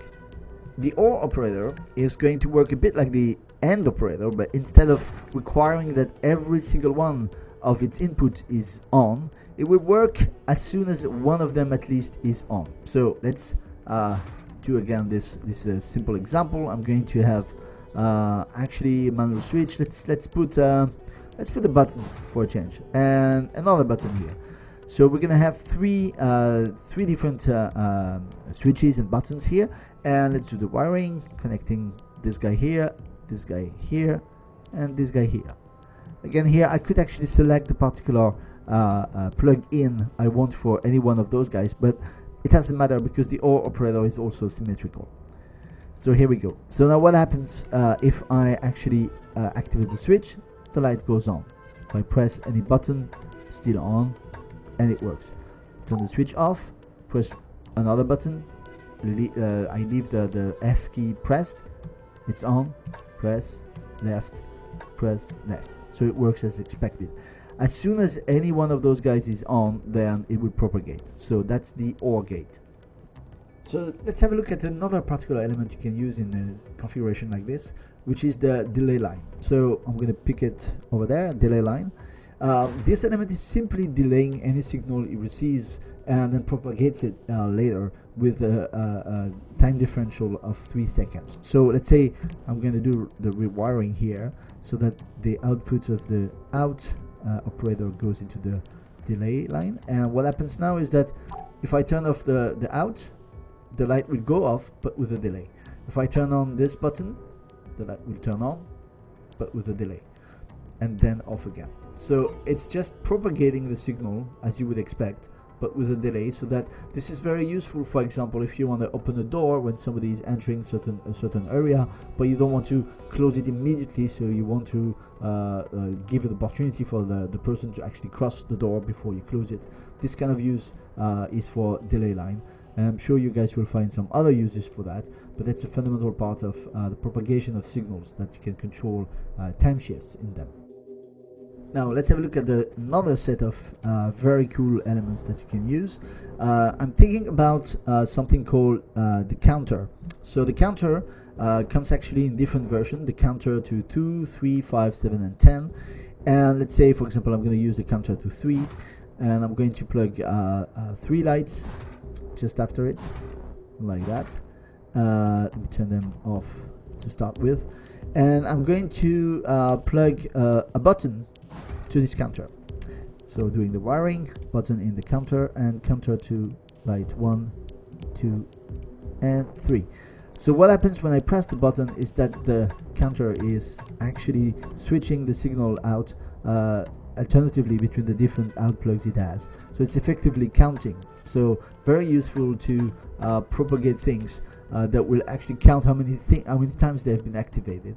And this is actually a good example also of an element where you might want to choose what particular out plug you're using when you do a wiring. So let's see how we can do that. So I'm going to disconnect these guys, and here I'm going to right click on the counter before simply clicking on it when the link tool is activated, and you see there's this menu that allows me to select which out plug I'm going to use to start the connection. Say I'm going to use the second one, so now it's ready, and I can then click on whatever element I want to connect. So if you look at the link, hover over it, you see that on the left it's the out signal 2 that is used, so effectively the one I picked.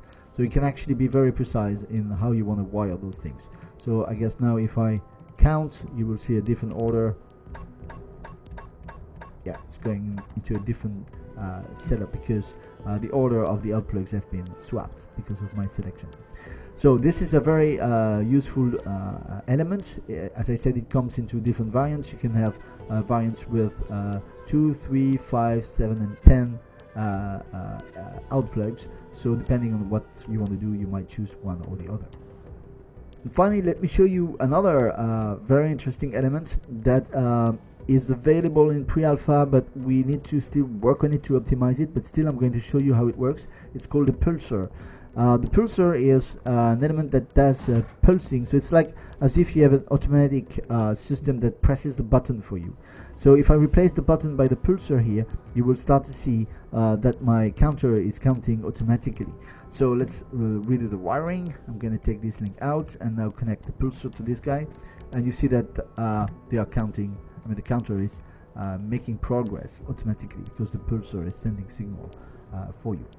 So this is one part of the interactive elements that you can use at the moment. We're going to add more of them, but I think they're already enough to start to think and imagine quite amazing interactive setups. I'm thinking about probably things like puzzle games, co-op puzzle games, where you need a friend to step on a pressure plate so that the door opens and the laser can go through, so that it activates a force field that you can then use as a bridge to go to some other parts of the puzzle. These kind of things. So I don't know what you guys are going to make with that, but I'm really impatient to see what comes out of it, and tell us what is missing, maybe what type of elements you would need.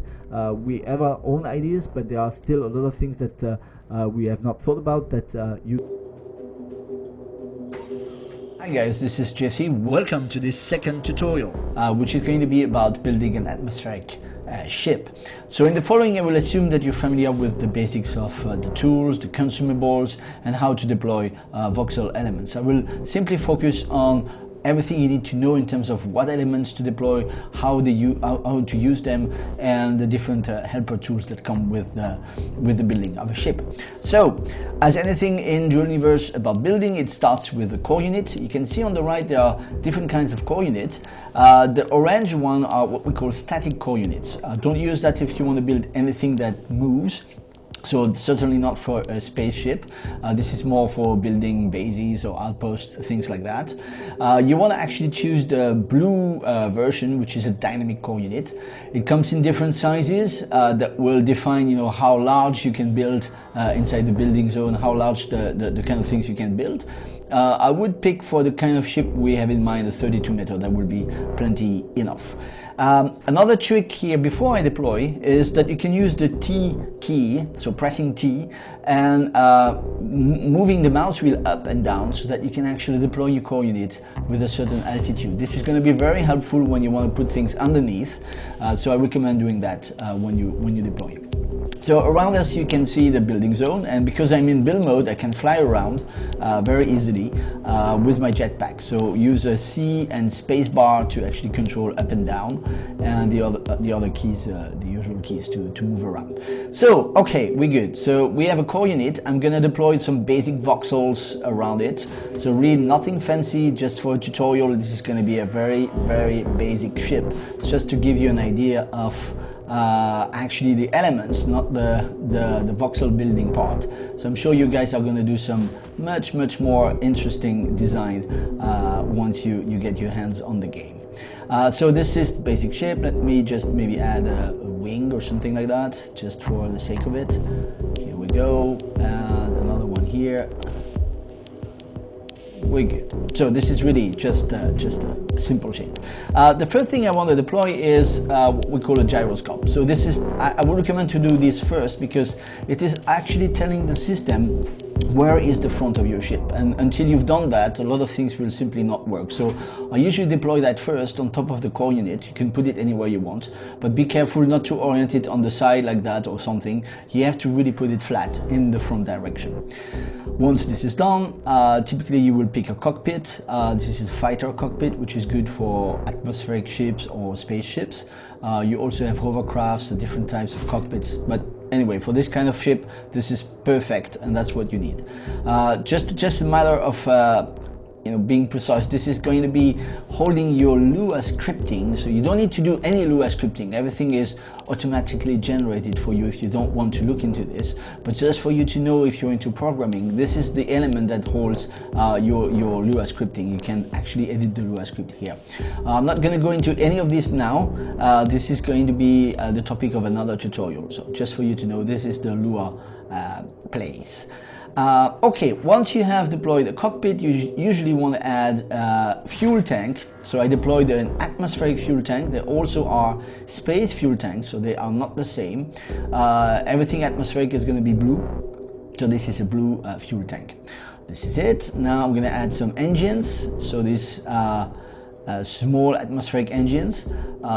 You see the direction where they push with this little arrow feedback. And okay, we're good. This should be fine. They're blinking because they are not yet connected to a fuel tank. So we can do that. Simply pressing 5 is the link tool, and I click on the fuel tank and on the engine, and that connects it to it. You don't really have to do that, in fact, because the ship is going to automatically connect any loose engine that is not yet connected to the closest fuel tank when you activate it. But you may want to do a particular wiring if you have any design in mind. So this is a feature that you can look into for, let's say, advanced situations. Okay, so we've put these 2 engines. It can go straight, but it cannot yet lift up. What you typically do to lift up is you add what we call vertical booster. So here I picked a 200 kilonewton vertical booster. It's very powerful. It will lift this ship very easily. Again, it's blinking, but I don't care. It's going to be linked automatically at the end.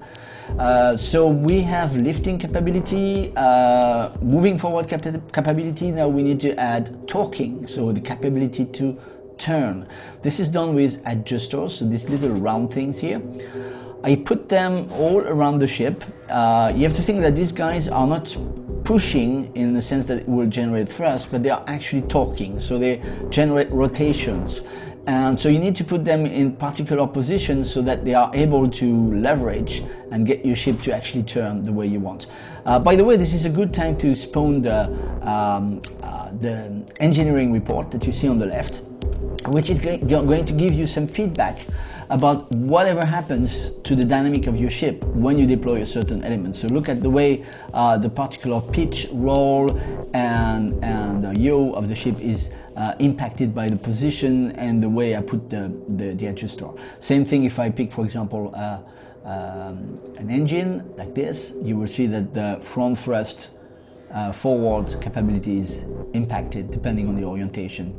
And so this is helping you to figure out what's going to happen if you deploy something in your ship. It also impacts the mass, an estimation of the fuel consumption and fuel time depending on nominal standard way of flying, and all sorts of things like that. So very useful. It's a bit complicated, but once you want to start to optimize your ship and make it really efficient, you will actually look at this engineering report much more often. So okay, I've added some talking capability. I will add a bit more here just to be on the safe side. We need something in the front to be able to pitch, and I think we're probably good like that. Okay, so by the way, the report is telling me that my pitch down, pitch up is unbalanced and that some engines need to be plugged to fuel tanks. So this report on the top is meant to be empty, saying it's ready. So as long as you have something there, you probably need to adjust your ship before you start the flight. Okay, so now we have talking forward, upwards. Let's add some braking capability. So this is done with atmospheric flaps. You can put them really anywhere you want. For the moment it doesn't matter, but they are going to generate braking capability. So in other words, they oppose your speed. They don't generate any thrust and they don't consume any fuel, but they are going to oppose your current speed. So this is very helpful if you want to brake, which is a simple way to control your speed, especially when you go very fast. Braking is done by pressing control when you fly your ship. So I recommend adding flaps. By the way, the equivalent of flaps for space ships is called retro engines. Okay, so now the last thing I'm going to add here is what we call a remote controller, this little square thing here. The remote controller is used to actually pilot your ship from the outside, as if you were in the cockpit, but actually just staying next to it. So this is very useful to help you assess the dynamic of your ship. Just look it flying around.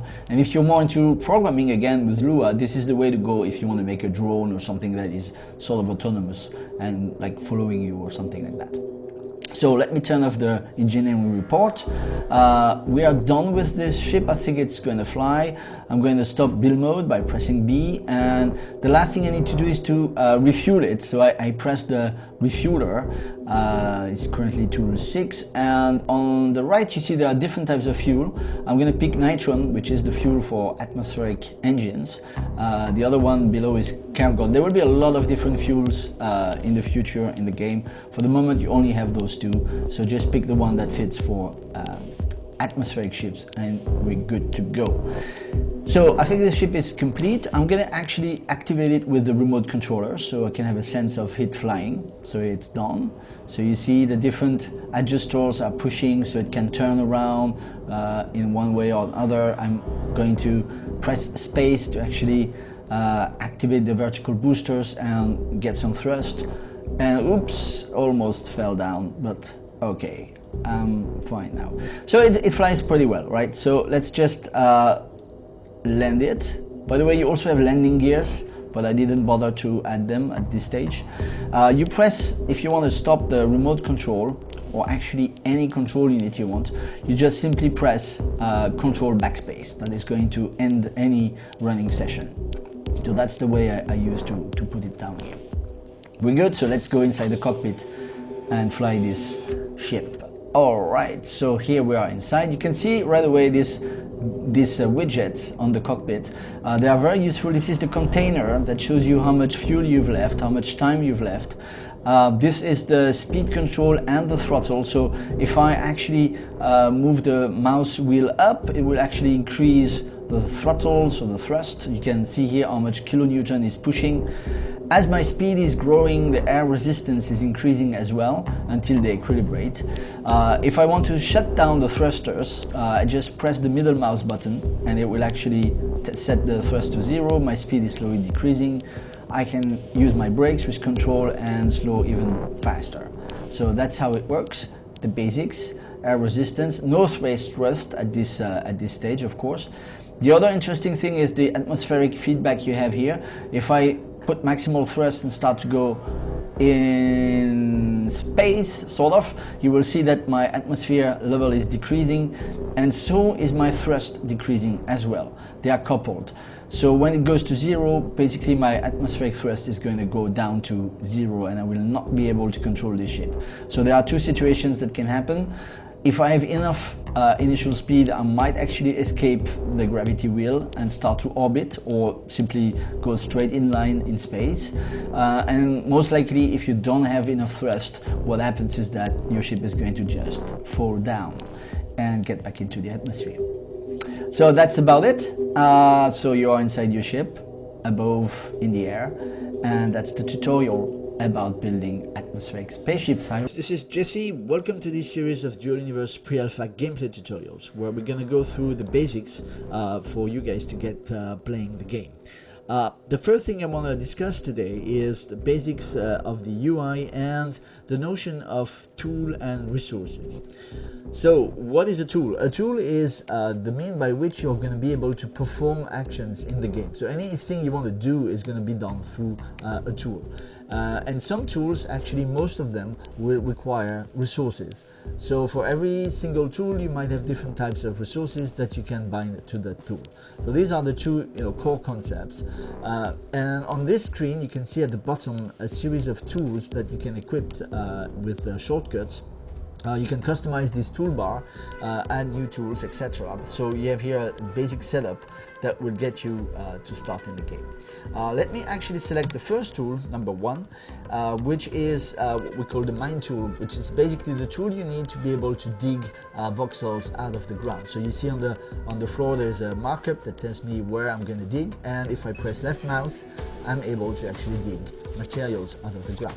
I can do control mouse wheel to change the size, as you can see, the size of the digging area, so that I can actually dig much bigger chunks at a time. So this is a very fundamental and extremely important tool that will be fundamental, for example, for miners and for anyone who wants to terraform, modify the environment to its liking. The second tool I want to show you is basically doing exactly the opposite. It's number 2, the terraform tool, that is basically taking materials from the resource bar on the right and deploying it in the environment. So here I'm going to deploy snow. Again, I can change the size with the mouse wheel, control mouse wheel. And with the mouse wheel, I can select on the right the particular resource I'm going to use for that tool. So for example, if I take the soil, you will see that I'm deploying some different material.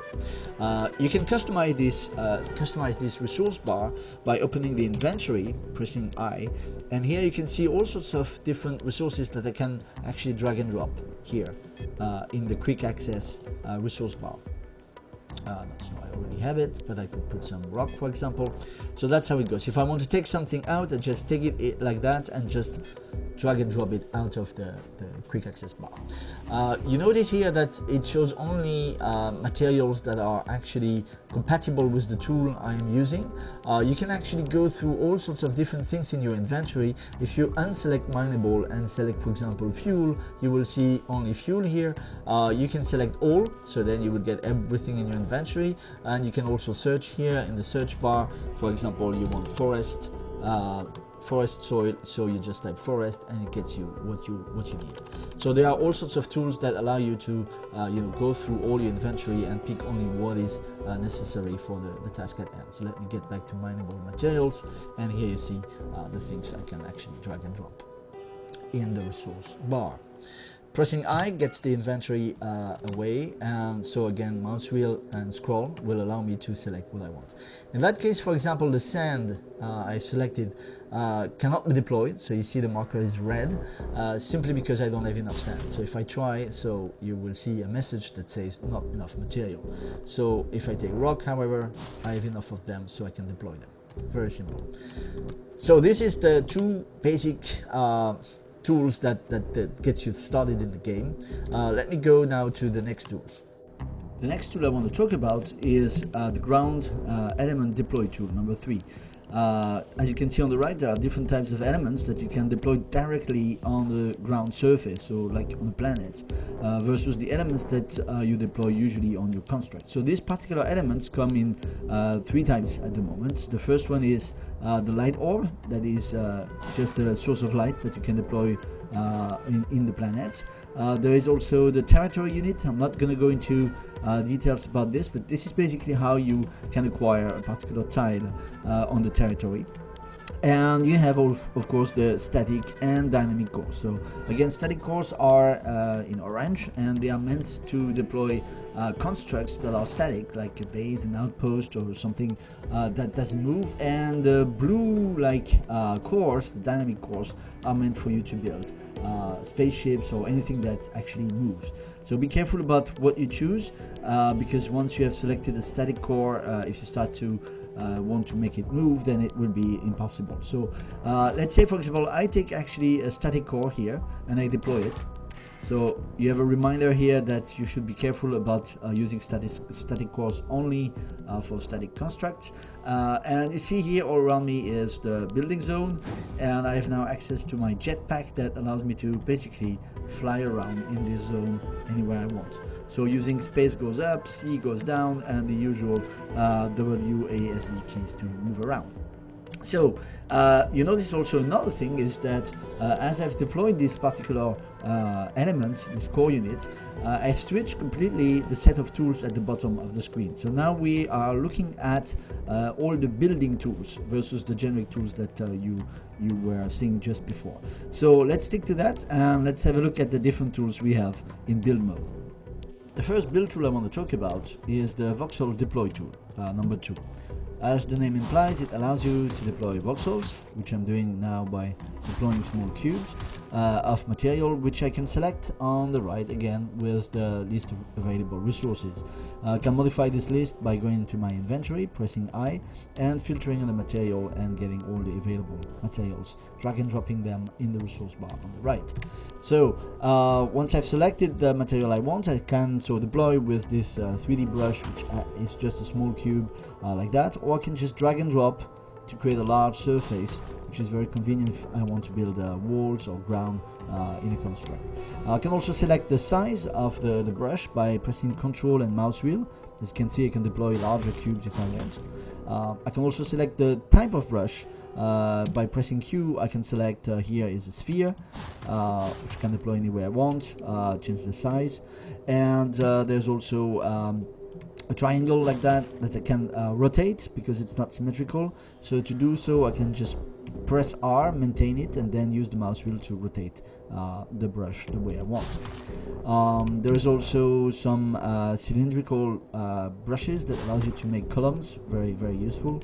And finally, this prism that are very useful to make corners and rotate again with R and the mouse wheel very easily. So this is the brushes to deploy voxels. If I want to remove voxels, I can just press Alt, and then the brush becomes removing brush. So here, as you can see, I'm taking some voxels out with the cube. We can also take out voxels with the sphere brush. So it's very easy. Everything you collect is getting back into your inventory, so there is never any loss. So you can freely deploy and collect back anytime you want. A very, very useful operation at this stage once you've done modifications like that, because they are sometimes not easy to guess what end result they're going to produce. You can actually use backspace to undo whatever you have done. So as you can see here, I'm getting back in time. The next most important tool in build mode is the deploy element tool, which is available with number 1. This allows you to deploy elements, so these functional units that you need to make a construct do anything.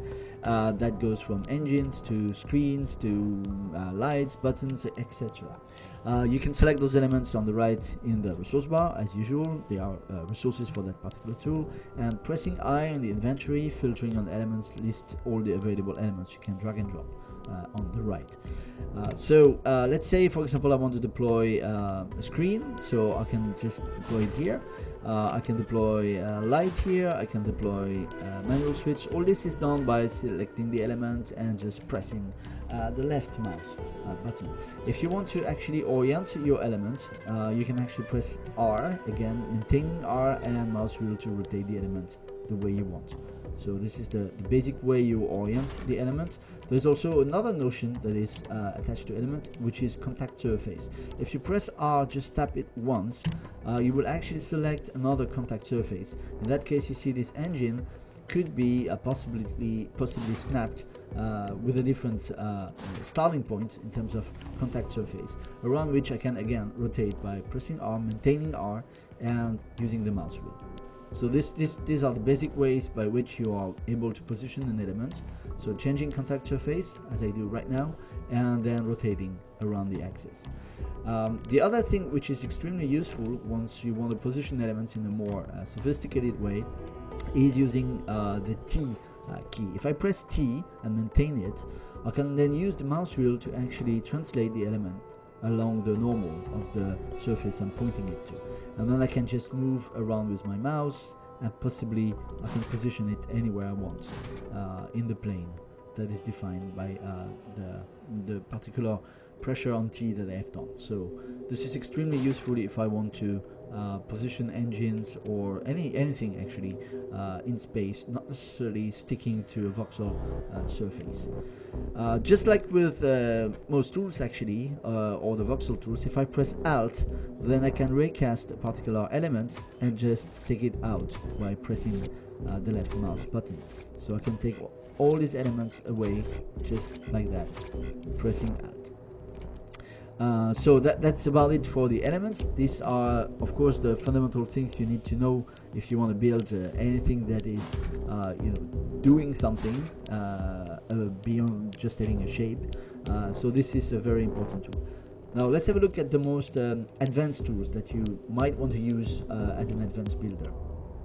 The first advanced build tool I want to show you is the smoother. So let's have a look at this bizarre cubic-like construct in front of me. Let's start by first entering build mode. I recast the construct and I press B.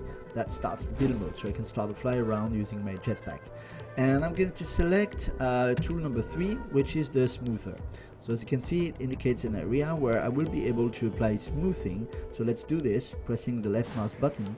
As you can see, it sort of takes the edges out and smoothes the surface, which I can repeatedly apply until I get something actually smooth. So it's a very interesting feature if you want to create a non-simple surface, something a bit complicated. You can make it with cubes and then smooth it out like that. It might take a bit of time, but the result can be really cool. Definitely beyond the Minecraft style of having just cubes everywhere. It shows really the power of voxels actually. Just like anything else, if you want to back this out, you can just press backspace and that undoes everything you have done. So you can see I'm going back in time, just removing all the changes I've made. You can change the size of the brush by pressing Ctrl and mouse wheel, just like that, so you can make more precise modification and smoothing if you want. So that's one possible use. The other typical use of the smoother is this example here, this bar, which I'm able to actually thin into sort of a needle if I want. It can go very, very far into something extremely precise. So it's very interesting once you want to make more advanced shapes with your voxels. So that's the smooth tool. Next tool I want to talk about is the line tool. So this is number 4, and it's basically the way by which you're going to be able to connect two surfaces. So here, for example, I'm selecting the first surface by drag and dropping, see a first area here, and I'm going to be able to select, let's say on the other side, another surface here. And once I release the button, then it's connecting these two surfaces with voxel volume. So this is very useful, but because of the resolution of voxels, you cannot do anything. So sometimes, as you can see here, the ghost is shown in orange, saying that it might actually create artifacts due to the lack of resolution. So if I insist on doing it, you see that there are some weird things on the side that can happen. So you have this feedback that helps you to know whether this is going to be rather good or not. but it's not always perfect. It's a difficult tool to master, and it's fundamentally limited by the resolution of 25 centimeters that we have for voxels. Here again, if I press backspace, I can just take out everything I've done, and the materials that were used are getting back into my inventory.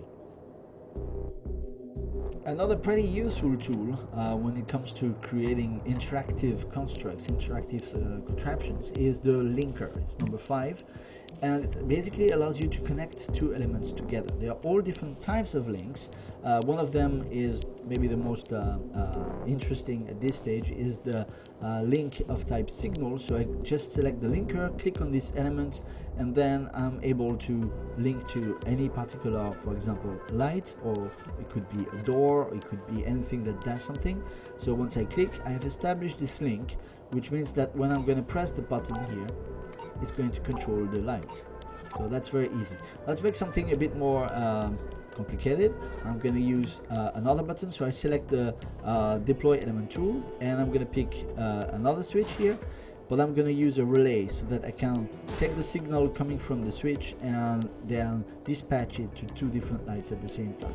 So once I've put the relay on the switch, I select the link tool, I link the button to the relay, and then I link the relay to the first light in one move, and again the relay to the second light.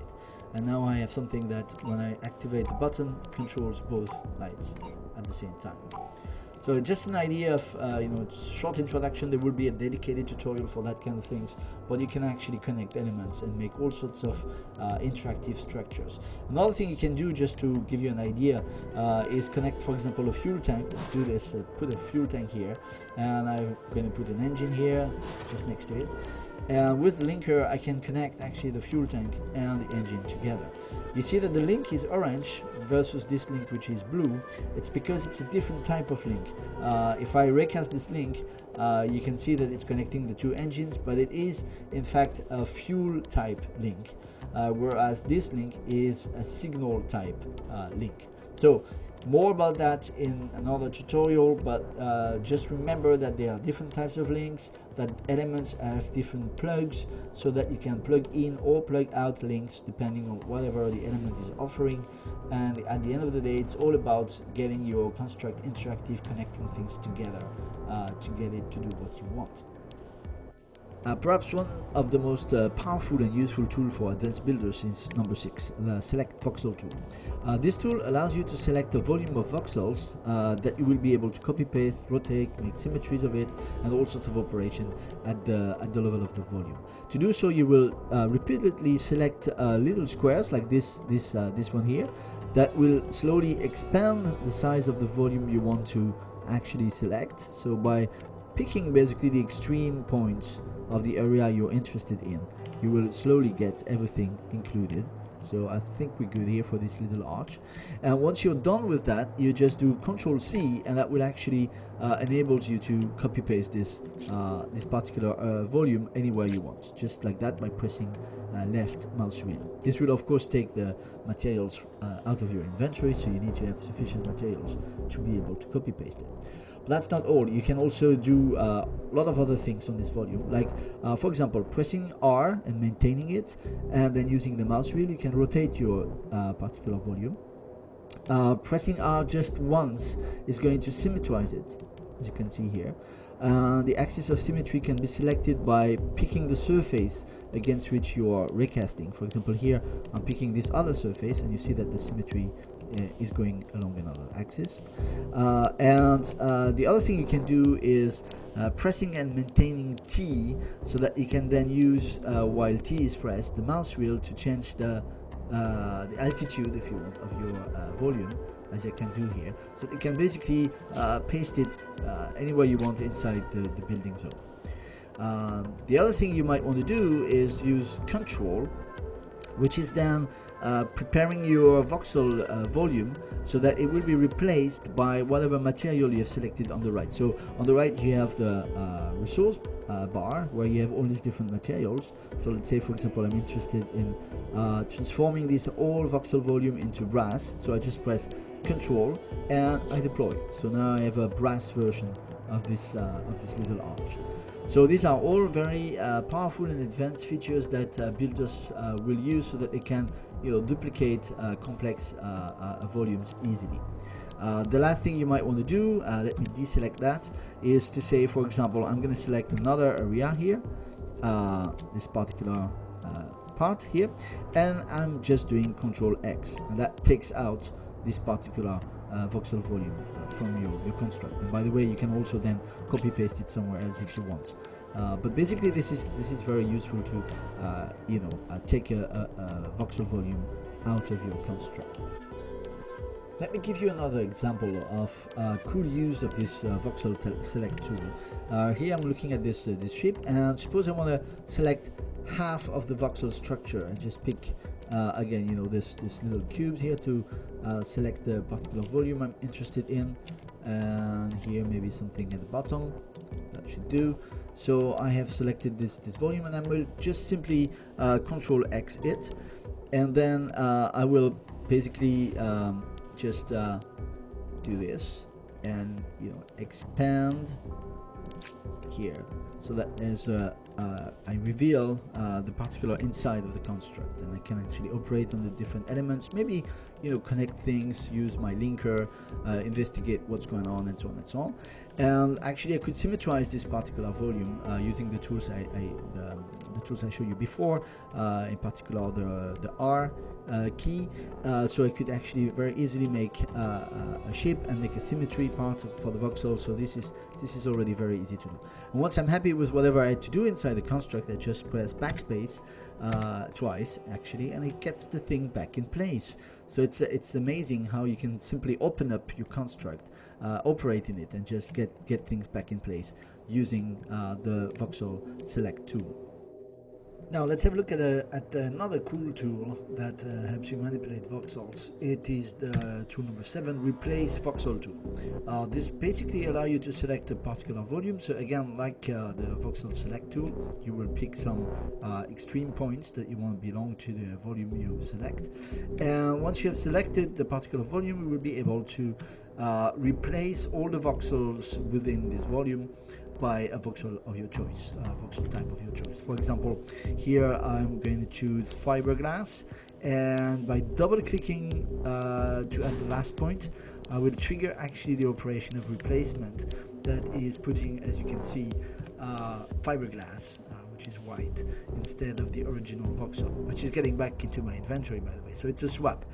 Very useful if you want to add some decoration, change the way your voxels are organized without changing the voxel structure itself. Okay, for the last building tool, let me get back to this wall where I have this setup of different elements that are connected together. If you press number 5, link element tool, you can see that they are linked.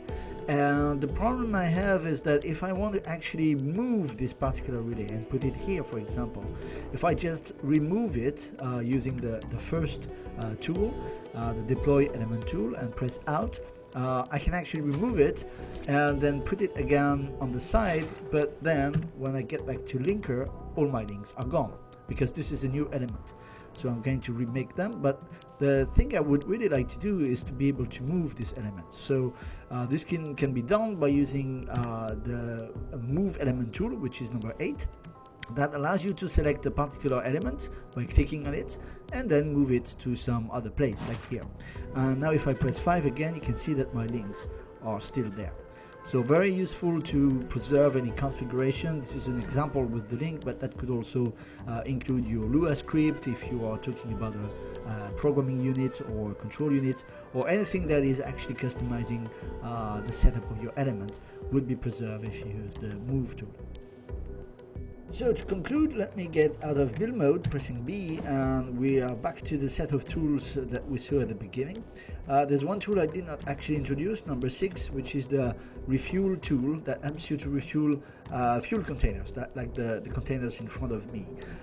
You have two different types of fuel at the moment: atmospheric fuel, the blue one, the nitron that goes into blue containers, and the yellow one, Cargon, that is actually a space fuel. So you will typically select those fuels here on the right in the resource bar by picking fuel into the inventory and selecting from whatever you have here. There are currently only 2 types of fuels, but there will be many more different variants of space fuel and atmospheric fuel that will come in the final game. So here, if I select Nitron and I point to this fuel tank in front of me and I just press left mouse button, it's going to progressively fill the container, etc. So same thing here, I can actually use the Kurgon, so I selected the other fuel. If I randomly pick the wrong thing, like Nitron, it will tell me that it's incompatible, so you're protected against mix and errors regarding fuel. So that's it for the basic tools. As you can see, there are other tools that are grayed out in the interface, like scanner tools, weapons, information tool that will come in the future. They're just here as a reminder of things to come, and we will. Marketplaces will not be your main conduit to acquiring new items, but also for offloading your own cargo. All that ore you'll be extracting can now be turned into a hefty load of cash. Right, and you'll now need the in-game currency called Quanta to acquire new items, as your inventories have been reset. The landing page will inform you about the market itself. Things like tax rate, uptime, and ownership will all be displayed. An important part of this page is the data tree and its associated search field. This will be your main instrument to filter through the market to find what you're looking for.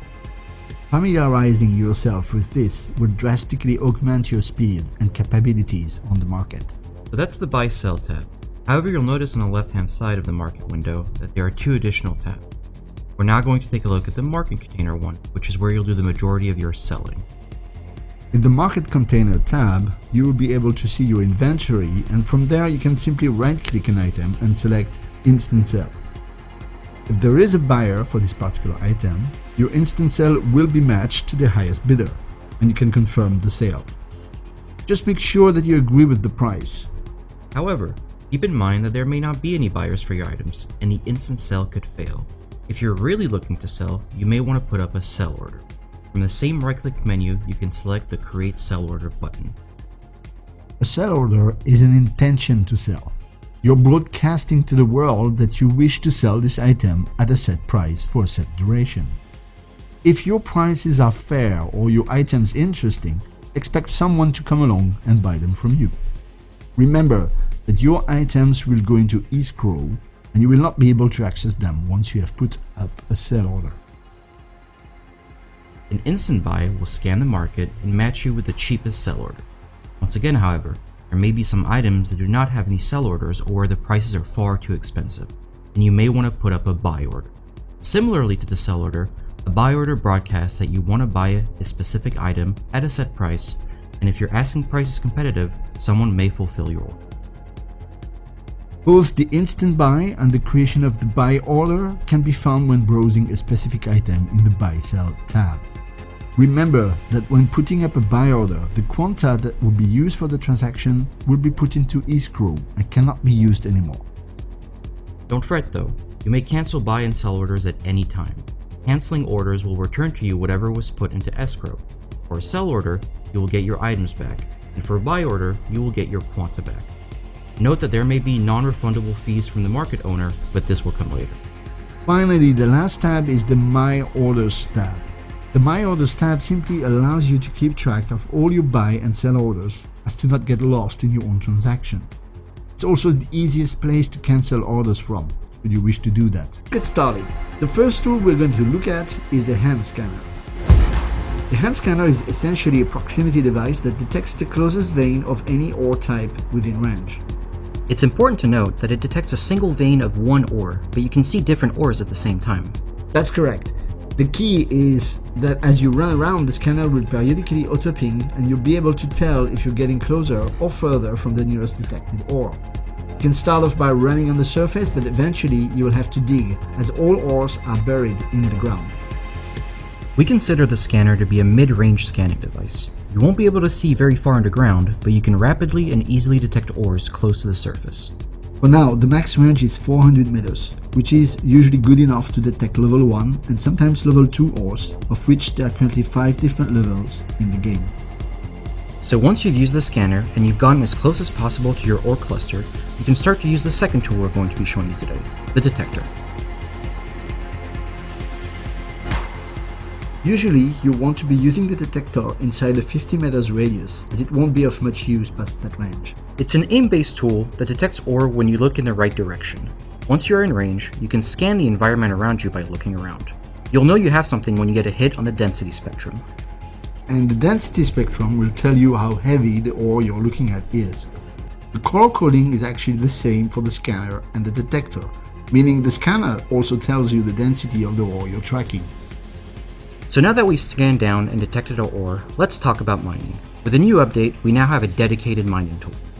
When aimed at ore, the mining tool now behaves as a channeling action that you must hold while keeping your aim at the ore. By doing so, you will grow a mining sphere, and the longer you hold it, the bigger the sphere gets. You can release this sphere at almost any time to gather the ore. The channel action is actually split into 2 periods of time while the sphere grows: unstable and stable.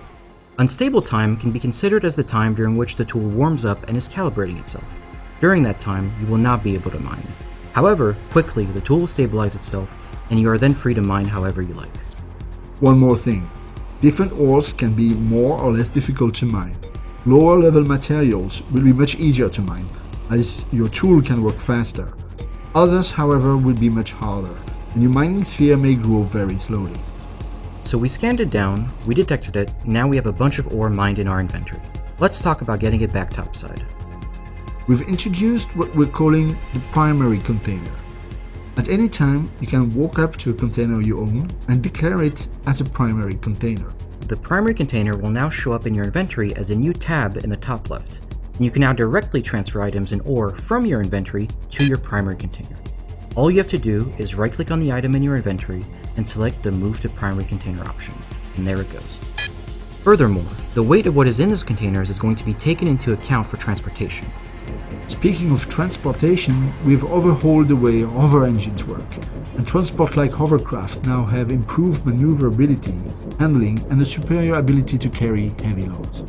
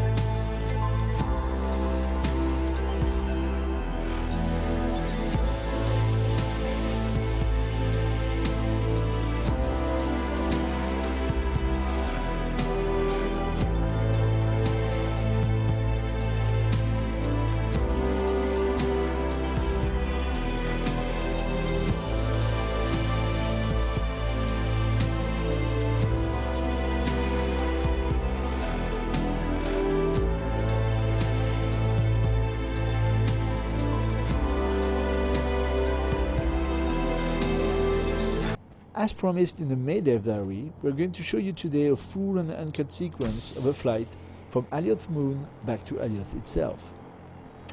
If you want to keep track of our recent updates, check the links in the description of the video. Enjoy, and as always, thank you for your support.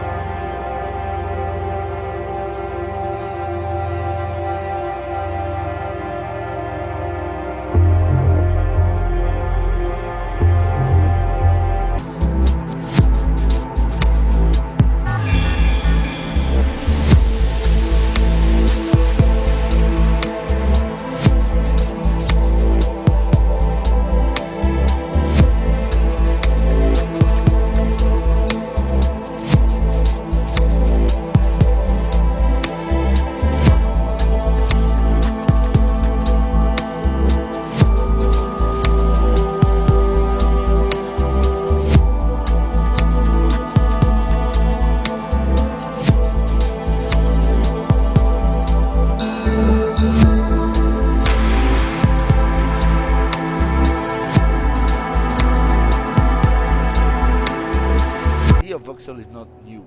You've seen it in other games already, starting with Minecraft.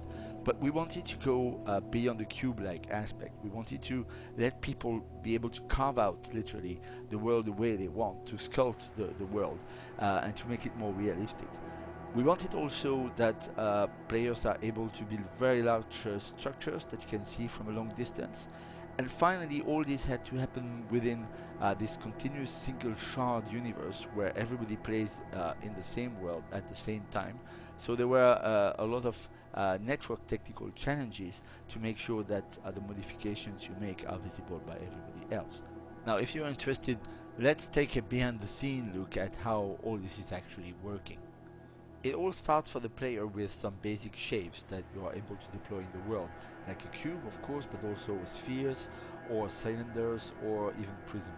So these shapes are the basic elements, but behind the scene they are made out of smaller structures that are stored in a 3D matrix that is called a Hermit data field, that is able to store information about normal and surface. That's how it's done. It's called dual contouring, that's the technique we use, but it's actually going further than that. If you look at this huge planet, this is also made out of voxel, and the thing we do is that we store the information of the Hermit data field at different level of detail. So there are not only one Hermit data field, there are many that corresponds to different scale of the world. When you make a modification at one level, at the lowest level, it will propagate to update the description of the planet or the big construct at different level of details. That's how we handle huge things like planets, but also that's how we actually enable people to build huge structures like this space station with the same technique.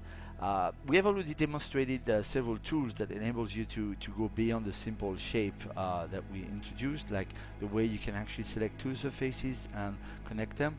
But we also plan to develop things like copy paste. So you see here we are deploying some elementary shapes, and we are able to select a volume and then to copy paste it to reproduce it in other places. There will be other tools like symmetry management tools and many others that we will slowly introduce through expansions as we exchange with you in the community to better understand what you guys need in building.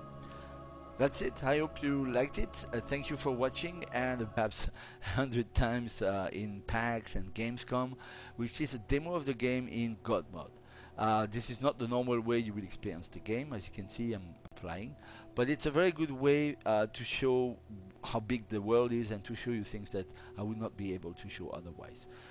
So welcome, and for people who have no idea what Dual Universe is, this is an upcoming sci-fi sandbox MMORPG, and it's about the idea of a single shard universe. That means that everybody is playing in the same world at the same time. There's only one central server that everybody connects to. So everybody shares this world, and it's all about emergent gameplay. One other thing is that everything around you is completely player editable, player made. Actually, this ship is completely built by players. We've made a video where I actually demonstrate how this is going, but also these bigger ships over there, and the space stations, and actually everything in the environment. As you can see, I'm modifying the world around me. I'm going to dig things out of the ground, things like that. So this has already been demonstrated in other videos. I'm not going to get back to it, but I want to show you today, how big the world is. So let's actually use gun mode full speed now to go into space and to give you a taste of how big and beautiful the Alioth planet is, the planet where you start from. So this is it. We are in space. You can see the space station over there, and we are going around the planet. Pretty cool. Here you have another planet that we saw on the ground. So this is real. It's very close to the first planet. This is just a demo setting. Again, we are saying we are in pre-alpha. This is a tech demo, so this is not the final setting for the game. But anyway, so you see this planet. I'm getting close to it, and I can seamlessly land on it. I'm going to take an angle so that I actually see the other planet on the horizon, which I find quite beautiful. Here we go. So you see how the details are loading progressively. This is how we manage the heavy rendering load that is associated with such huge worlds. So this is it. We are on this planet. I could land on it and modify the ground in the same way I did on the first planet. Everything is editable. I want to show you also how the sun can actually move. We are going to use this for day-night cycle. It's very beautiful. See how the sun is actually influencing the shadow on the other planet. This is all real time, and this is how it's going to be in the game. We will see how we actually handle day-night cycle, probably by rotating planets, but this is not decided yet. Anyway, so now let's get back to space. So we're going away from this planet here. We can try other planets like this one, for example, if you want. This is easy, and I just go on it. Same idea. Everything is completely transitionless, and you see the world around you is continuously rendered. Alright, so let's get back now to the space station. That is quite huge, and I want to show you, give you a taste of how big it is. It's there. So we don't know how long it would take to you, the players, to build such a huge structure. How many players will be involved? This could be really huge. I don't know if it's even possible, but you know, the thing is, technically it's possible, so you can do it, and that's everything that matters, that you know that it is possible. The only limit is not the game, it's just how much effort you want to put, how important this is for you. I'm getting close to the command room that we shown in another video also, just to give you a taste of how big things are. So gives you a a scale reference. Getting close to this. Again, everything in this command room is completely editable, player made. Of course, we made it ourselves, but I mean it's for demo purposes. But that's the idea. I mean, player could do this, and you could edit everything out of it. So that's how big it is. Look at that. Imagine what this could become in the game. Well, that's it. Now let's go back on the ground. I want to show you another ship that is also editable. I'm going to edit actually, so you can see this. This is a pretty big ship, in fact. A battleship probably. As you can see, there are weapons on it. I'm going to land on it to show you that this thing is editable. Right, so all those things here, you see these weapons are editable. I could take them out. They are white, they are no texture yet. As I said, we are in pre-alpha. These are just placeholder assets. I can actually put things on the ground here, modify the environment. I can actually add some elements and also some shapes. You see, I can completely ruin this ship, which I do happily to show you, that it is actually editable. I'm going to conclude now, going towards this ship on the horizon that we didn't show so much for the moment. This is the Ark ship, and that's the ship that brought you here. That's the ship where you start, where actually every player is going to start from there. So it's still a placeholder. It's just to give you an idea of how things are going to be. But that's the Ark ship, and until we have implemented resurrection nodes, this is also going to be the place where you respawn, actually. So that's it for this quick tour in God mode of Dual Universe. I'm just landing on the ground now as a mere mortal, no more God mode. So thank you very much for watching. A huge thank you to all the people who have backed us on crowdfunding. This is amazing. We love you guys, and I just want to say, keep spreading the word. We need you. Universe is an upcoming sandbox sci-fi MMORPG which is focused on emergent gameplay and building. All this taking place in what we call a continuous single shard, which means that everybody is going to be playing in the same universe at the same time. One big server, no instances, no zones. Together you'll be free to create cities, spaceships, or giant orbital stations, as well as political, territorial, or social structures. Well, as you can imagine, this raises quite challenging technical questions. So let me show you exactly what this is about. This is a debug view of the server, showing the players connected to it as small white dots. You can see that the universe is dynamically partitioned into cubic cells, and as the players go closer to each other towards the center, The cells get smaller and smaller to maintain an average maximum number of players per cell and distribute the load. So you can think of each cell as being roughly like a particular machine on the server cluster. Now, let's have a look at how it shows inside the game. Here, we have a client connected to the server, and you can see all the players actually gathering to the center. Each player you see is an actual client that we fully simulate as to effectively test the load on the architecture. So they are real, and in particular they are all getting the updates about each other's position as they move. You can see in the upper left corner how the dynamic space splitting goes inside the server. The other important aspect is that the further away a player or an entity is, the less frequently it gets updated. Here you can see the name of the player is blinking every time there is an update. So as you can see, when we zoom, further away players are less frequently updated than those nearby. And the loss of update frequency is compensated by interpolation techniques. Now let's see how this looks like in a more realistic game situation. A bit more than 1,000 players have been spawned in a few hundred meters wide area, and they are moving around. Again, each of these players is a full-fledged simulated client. They actually see each other and can interact with each other and with me as a game client, as it would be in a real game world situation. You can see there's really a lot of players, maybe on screen perhaps a few hundreds. So more virtual clients means more server rented for testing, so we are currently limited in how far we can push this until we have actual players connected, but so far our models run as expected. The max distance at which we can see an entity depends on its size, so while we only see players here, keep in mind that the way things work extends to large-scale entities like ships that we can see from much further away. Here again we dynamically play with frequency to maintain a reasonable load. Now, if I get further away from the planet and activate this debug info, you can see the players as I get further away. Now we can see maybe 700s, 800s of them, and all of them are still moving in a fluid way. As you can see, we can have a very high density of players in a continuous single shard universe, and this allows us to build a truly massively multiplayer game where large-scale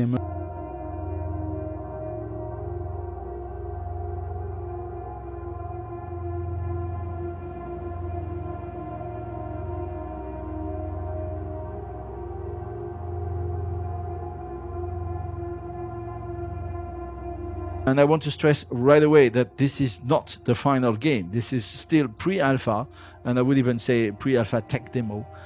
We still have lots of work to do on the gameplay, on the UI, the FX, etc. So yet we have some solid ground on the technology side on which this gameplay is actually going to be built.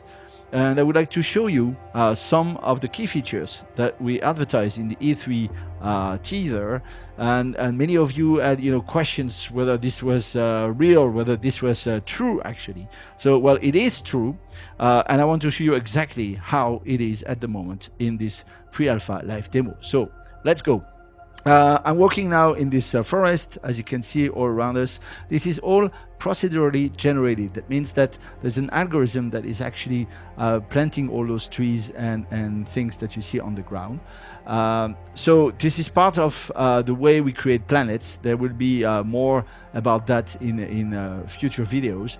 But for the moment, let's just run out of this forest to this clearing where there is a ship waiting for us. The ship that you saw in the teaser actually, to go to this space station. So this thing is absolutely huge. We moved it closer to the planet so you could see it better. It's actually 8 kilometers long, so this beast is a real monster.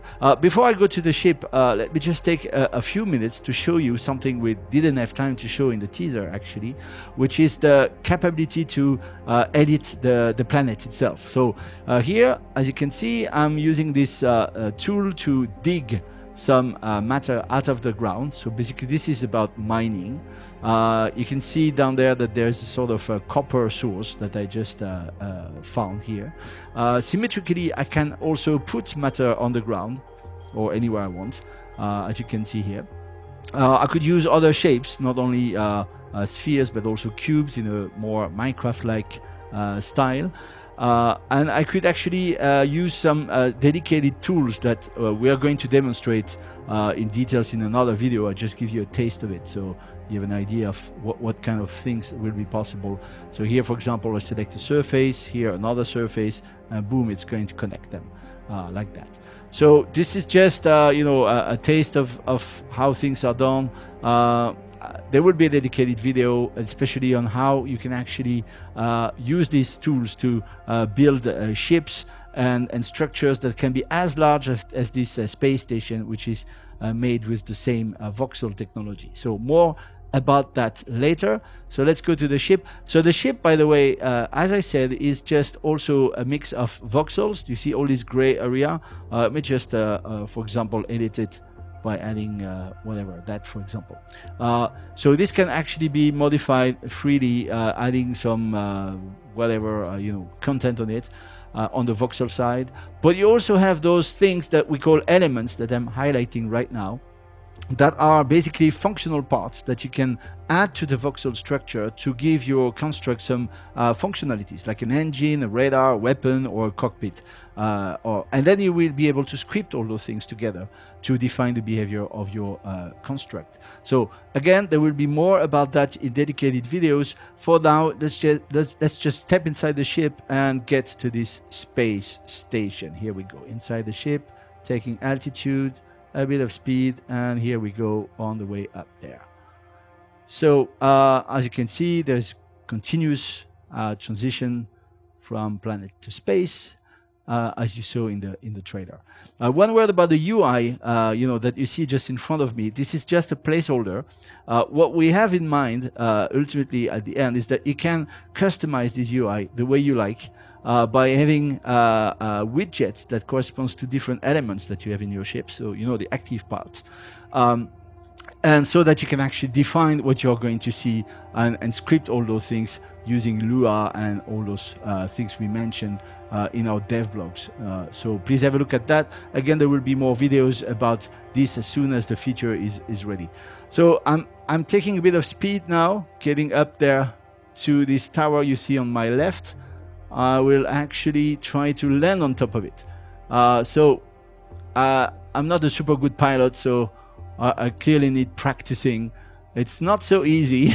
We have in mind actually to be able to define some automatic landing gears. So you have like a docking unit on the space station, another one on your ship, and then boom, you can actually say, just make me land, and the system is going to actually land you. For the moment, I'm doing it by hand. So here we go. Whoops, wrong side. Let me just reconnect here.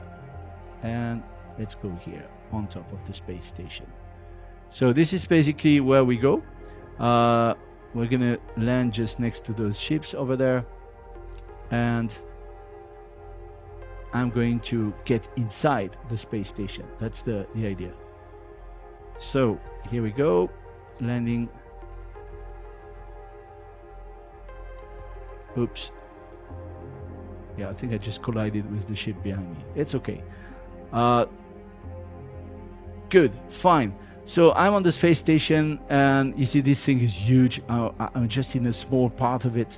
I can, again, as I said, completely edit it any way I want. So here I put a cube, another cube here. You get the idea.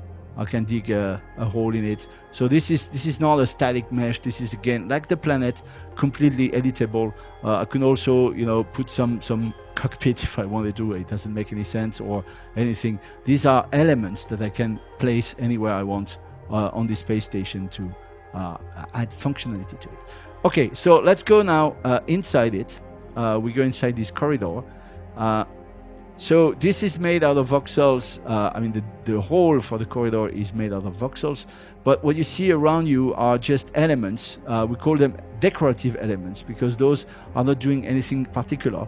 They are just used to make nice looking corridors. You could do everything with voxels, actually. You don't need to do that. It's just a functionality we had, as you can see, so that people can customize with the sci-fi looking things. And we're now entering a control room, which is sort of a gigantic place that you can build. So this is not predefined. This is completely, again, made of voxels and elements. All these screens and so on are elements that you can place freely. For example, here, you know, this seat is an element. This screen over there is another element. This here. So this is completely customizable. Again, I mean, what you see on the screen are just placeholders at the moment. We have the same idea like for the ship, you know, that what you can see on these screens will be actually things that corresponds to active elements in your ship, like showing the amount of energy left, the containers capacity, the docking request, and all sorts of things that will be tied to the management of a control of a space station in a control room. So let's have a look at the planet that we just come from. It's kind of nice. You see down there is the arc ship that is the ship we saw at the very beginning, and you see anything that is big enough to be visible from space will be visible from space. So if you have a huge city or any big structure that you build there will be visible from space. Okay, so that's it for now. I'm going to actually go into what we call God mode. So this is not actually available in the game itself, but it's to actually give you a view around to show you a bit more of the space environment that we have. I hope you like this little tour of Dual Universe. Again, keep in mind that this is just a pre-alpha tech demo. We still have a lot of things to do on the gameplay again, but we have those technologies to edit the world, to create ships or structures of any size, plus the fact that, you know, everybody is going to play in the same world at the same time, a single server. That is what we call the continuous single shard cluster, and that we will demonstrate in another video soon. So I think these technologies can profoundly change you know, the MMO gameplay experience. It's all about emergent gameplay. We give you the tools to build anything you want. Structures, political structures, also economy, territories, etc. It's a gigantic sandbox universe that is persistent and never stops. So I'm going to conclude on this. Thanks a lot for watching. Please have a look at our community website, forum, Facebook, Twitter, etc. We would really love to have your feedback. I hope you liked what you saw. Bye bye, and talk to you soon again in Dual Universe.